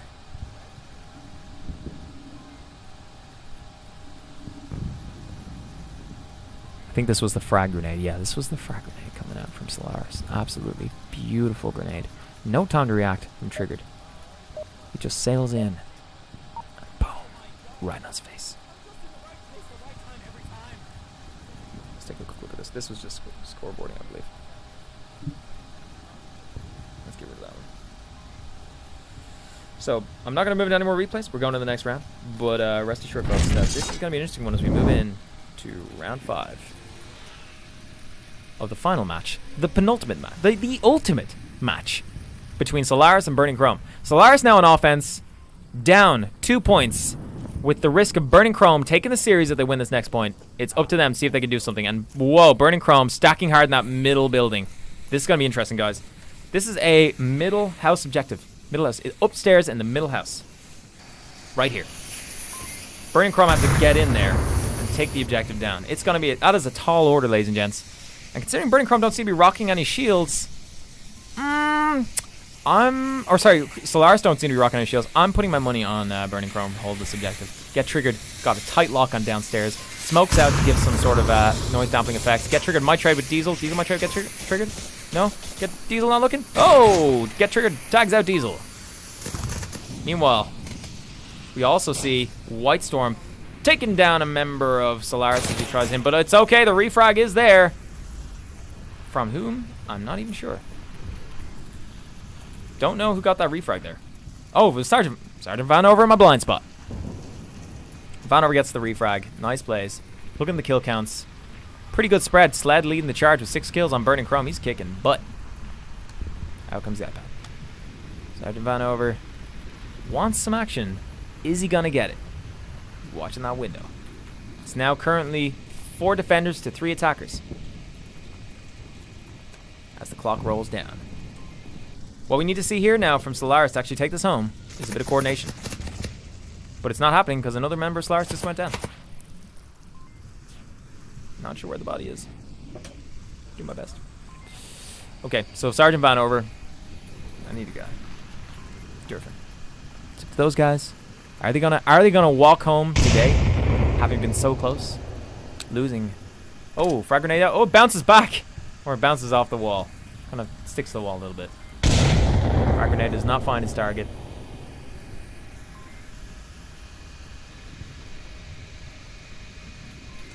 Let's take a look at Durfin. Not really doing a whole bunch here. Meanwhile, upstairs, locked down tight. Get triggered downstairs. Evan and Timmy bits upstairs. You're not gonna get in here too easily. Sergeant Vanover has a lot to think about. I, for one, think this is looking strongly in favor of Burning Chrome. But it's these moments. Sergeant Vanover has shown he's a good player. It's these moments to really make or break a team. Question is, what are Solaris gonna pull out of the bag? Are they gonna communicate, coordinate, or are they just gonna make some plays? I think they're operating so independently right now, and I think that's the difference between them and Burning Chrome. Burning Chrome don't do that. They seem to coordinate a little bit more, and I think that's gonna pay off for them in the end. Whoa, shots coming out, and oh man, Sergeant Vanover managed to take down Sled. Nicely done, Vanover. You dirty dog. Vanover now rocking 5 kills. He is by no means a rookie. That leaves 3 attackers then in the middle building. This could potentially open it up to a breach from Solaris, which is what we want to see. But it really depends. Get triggered is the biggest challenge for for Solaris right now. Burning Chrome have Get Triggered covering that downstairs, and with him up, there's very little chance that that opening is going to be there.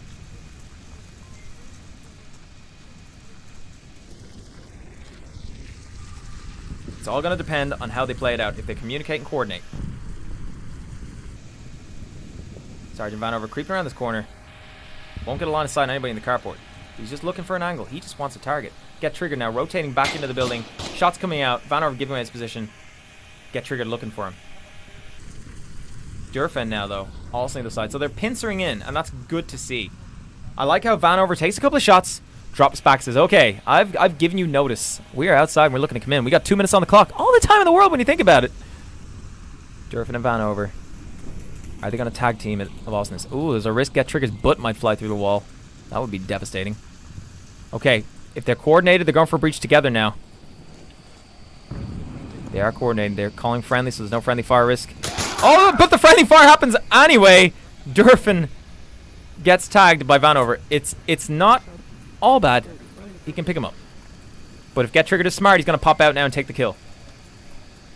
Here comes Get Triggered.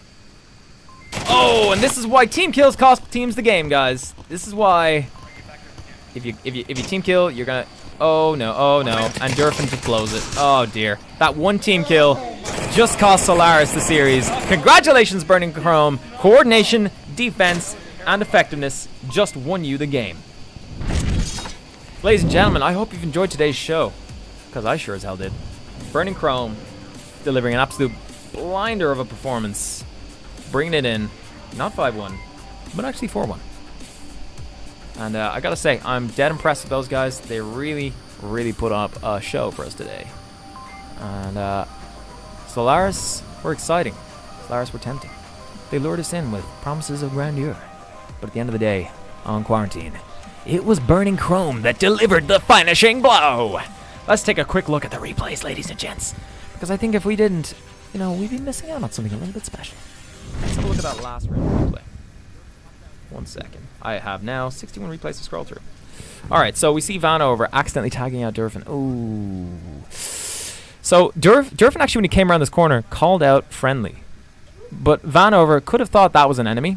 And because Vanover had to pull out a syringe and like the positioning issue and get triggered, having good game sense, hears the shots, knows it's friendly fire, hears them talking about reviving each other, gets out and gets the frag. Durfin panics. Durfin thinks, oh, there's an opening, I'm going to take it. And maybe if they killed more people, they could have. But against a team with that many defenders left, and they're that coordinated, they've got 2 guys upstairs, it wasn't going to happen. What else have we got to see? So we got Zevin. We know how that went. Unfortunately, did not go well for Zevin as he went around this corner and managed to trade with Sergeant Vanover. Sergeant Vanover was a crack shot this round. Absolute crack shot.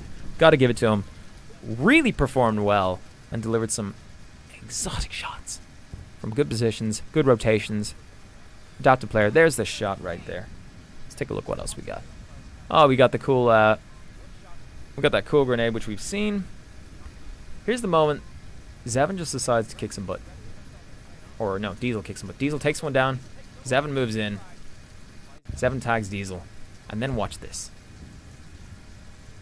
Zevin just checks the tablet, coordination, all that good stuff. And then he's gonna pop out in the carport. Watch this. Pops out in the carport, takes a single shot, bop! Drops the defender. Absolutely smashing stuff. And just moments before as well, we saw Dark One take one down. We saw Diesel pop one. Obviously, this is before Zevin comes in. Then he pops the guy on the left side as well. Like, this is, again, great defense from Solaris. Really solid stuff.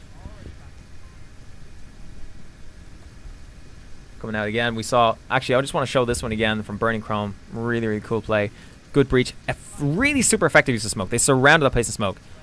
Simultaneously, Sled hits the left side, takes down a defender. Get Triggered moves in, and that other guy moves in. Takes one down, but then obviously, unfortunately for Burning Chrome, Grouchy Joker takes down 2 guys, trades with a third. Excellent plays from Grouchy Joker, obviously. We've already got this one. Oh, we saw, yeah, this was beautiful. Okay, so Solaris on offense. Similar attack style. Both teams seem to take a similar approach style, right? But we had Get Triggered get fragged. His teammates moving to support him. Timmy Bits lobs out a grenade while Get Triggered revives Zevin. And 3 members, onto 3 members of Burning Chrome. Oh, the agony, the glorious murder. It's just perfect. Absolutely beautiful. Prior to that, what else we had? We had, Olivia. This guys, you know what? Let's vote for play of the day. Play of the game. Play of the season. I think this is up there with that solo play 1 versus 5 because, from my perspective, Olivia did something magical. Absolutely magical. So, prior to that, okay, just before that kicks off, we saw what happened on the back line here. True B, looking to get around the back. Again, positioning from Ronan, I really liked how they played this. Okay, Ronan gets on the back, doubles, attention's drawn there. Meanwhile, sorry, maybe skipped one. Meanwhile, Olivio's in the center. And he's like with his teammates, let's make something happen here. We got to make a play. So he's pushing in. Meanwhile, his teammate's pushing in from his left, just off camera. And there's one pushing in from the far side. Can't remember his name. But you can see him there. Timmy's facing that way. Timmy's not looking. Smoke's coming out everywhere. Again, effective use of smokes. 2 guys coming around the corner. Timmy managed to take down both those guys. But, I mean, there's so much confusion. Olivio's there capping away, just jamming away on the iPad, playing Sudoku with the iPad code. And the code goes in. Amazing cap. Bringing it back from 3 and freaking 0, guys. 3 and freaking 0. Let's have a look at the Olivio defense, right? He tagged a dude just moments before. So he just tagged a dude who was crossing over. I think that was a Skid Row. He rotates around because Wizzo had spotted him and shot at him. He takes a wound from Wizzo, rotates around to the opposite side, and managed to catch Wizzo in just a second or 2 on the cross. But, I mean, eyes like a hawk. Total demon of a player. As Wizzo pops out here looking across, get the cap. Still looking the same way because he thinks Olivia's in the same spot. And that just relays the importance of good rotations, guys. Good rotations. Olivia on defense again. Can't stress how good this guy is, alright? So he drops one dude. Europe's sneaking up. He hears Europe walking. Bam! Europe's face melted. Olivia's alright. What are we doing next? I think I saw a second guy over past those propane tanks. He whips out a grenade. Rushes forward from behind the wall. Airborne, baby. Serious air. Lands just left and behind Skid Row. Bang. Just inches in range. Takes him down. It was just incredible. In that same game, then, he got those 2 kills. And Skid Row trades with Dobbo. Teaming Skid Row, which we've seen. I think this leads into the next clip that Olivia just did. We're going to skip this one. And then, oh, yeah. Okay. So, prior to this, let's put some context in here, okay? Just again, talking about that Ronin match, okay? We saw, okay, Olivia coming in. All right, now, I don't know if Ronin learned from Cannon Fodder, but at this point, it's 0-0. First round. Both teams head-to-head. Olivia managed to see a gap, and he exploits it. He gets in there. But Olivia's got no cover, no smokes, no suppression. So he moves in on the objective. He pulls out his eye, but Timmy's like, what the hell? What are you doing here? Get out of my town, baby. Kicks his ass. Blows his brains out. GG. Right? Following game, we see Ronin. Oh, sorry, that was the same round. We see Ronin playing on offense. But, I mean, at this point, they committed all their forces to the south side. They get killed. There goes Sri Lankan. And Mobster looks to get the refrag, but Europe's having none of it. Europe trading some fire Mobster, but ultimately Europe takes the victory. And meanwhile, if we pop over to the next round, we see what happens here, okay? So Timmy, on the roof, sees an enemy over in that West Valley. He's like, alright, this guy's done. So, bam. He blows him away. Down he goes. Then, we look over at Burning Building. Europe rushes in, takes out one of the defenders, Olivio. That might explain how they lost this round. Nameless pops out, takes down Europe. And in comes the next guy, Skid Row. So again, there was a lot of smoke, a lot of suppressive fire. They took down some defenders. There's one defender left now at this point. Skid Row gets right up against the wall, whips out his iPad. Sudoku, baby, it's going down. It's going down. Smashing those buttons. Smash, smash, smash. And Cannon Fodder. Little difficulty, having taken the defense for M4, take a 3-0 lead, which is what Ronin came back from with Olivia's cap to win. I just think that was just insane, just stellar. Can't stress enough how awesome that was. Let's pop over to the standings and take a look.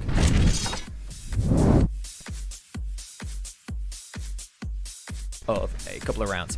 Let's take a quick look at the overall finishing numbers down here. Let's get a feel for how things went. So we see Burning Chrome.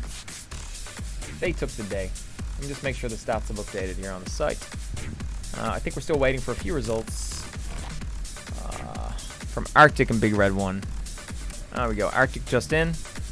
The score is 4-2 in favor of Big Red 1. Arctic just not finding a break today, but in fairness, you know what? Props to them. They came in fresh, and they did their best. Can't criticize them at all for that. You learn so much of these tournaments, especially getting casted. It really helps. Hand of Death. Oh, the score is 5-2. Correction from Big Red 1 coming in. Big Red 1 taking an extra point just for glory. Impressive stuff. Impressive stuff. So do we have a score coming in from Hand of Death yet? Because technically we're not finished until Hand of Death and Fierce give us a score. So I need that score.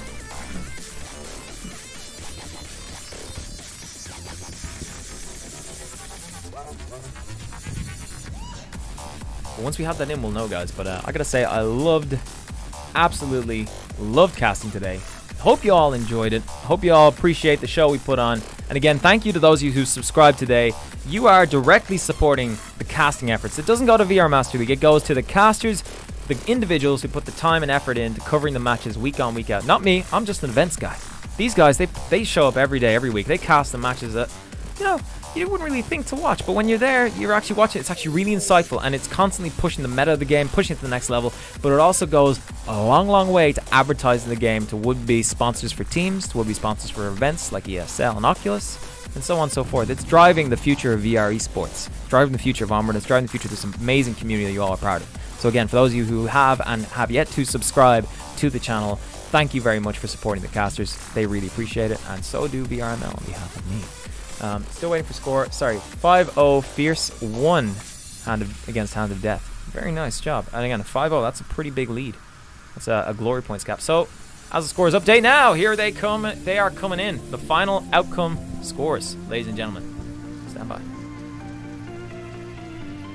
Let's pop over this. Let's see if we can refresh this. Hello. Okay, hold on a sec, guys. Fresh cash. Okay.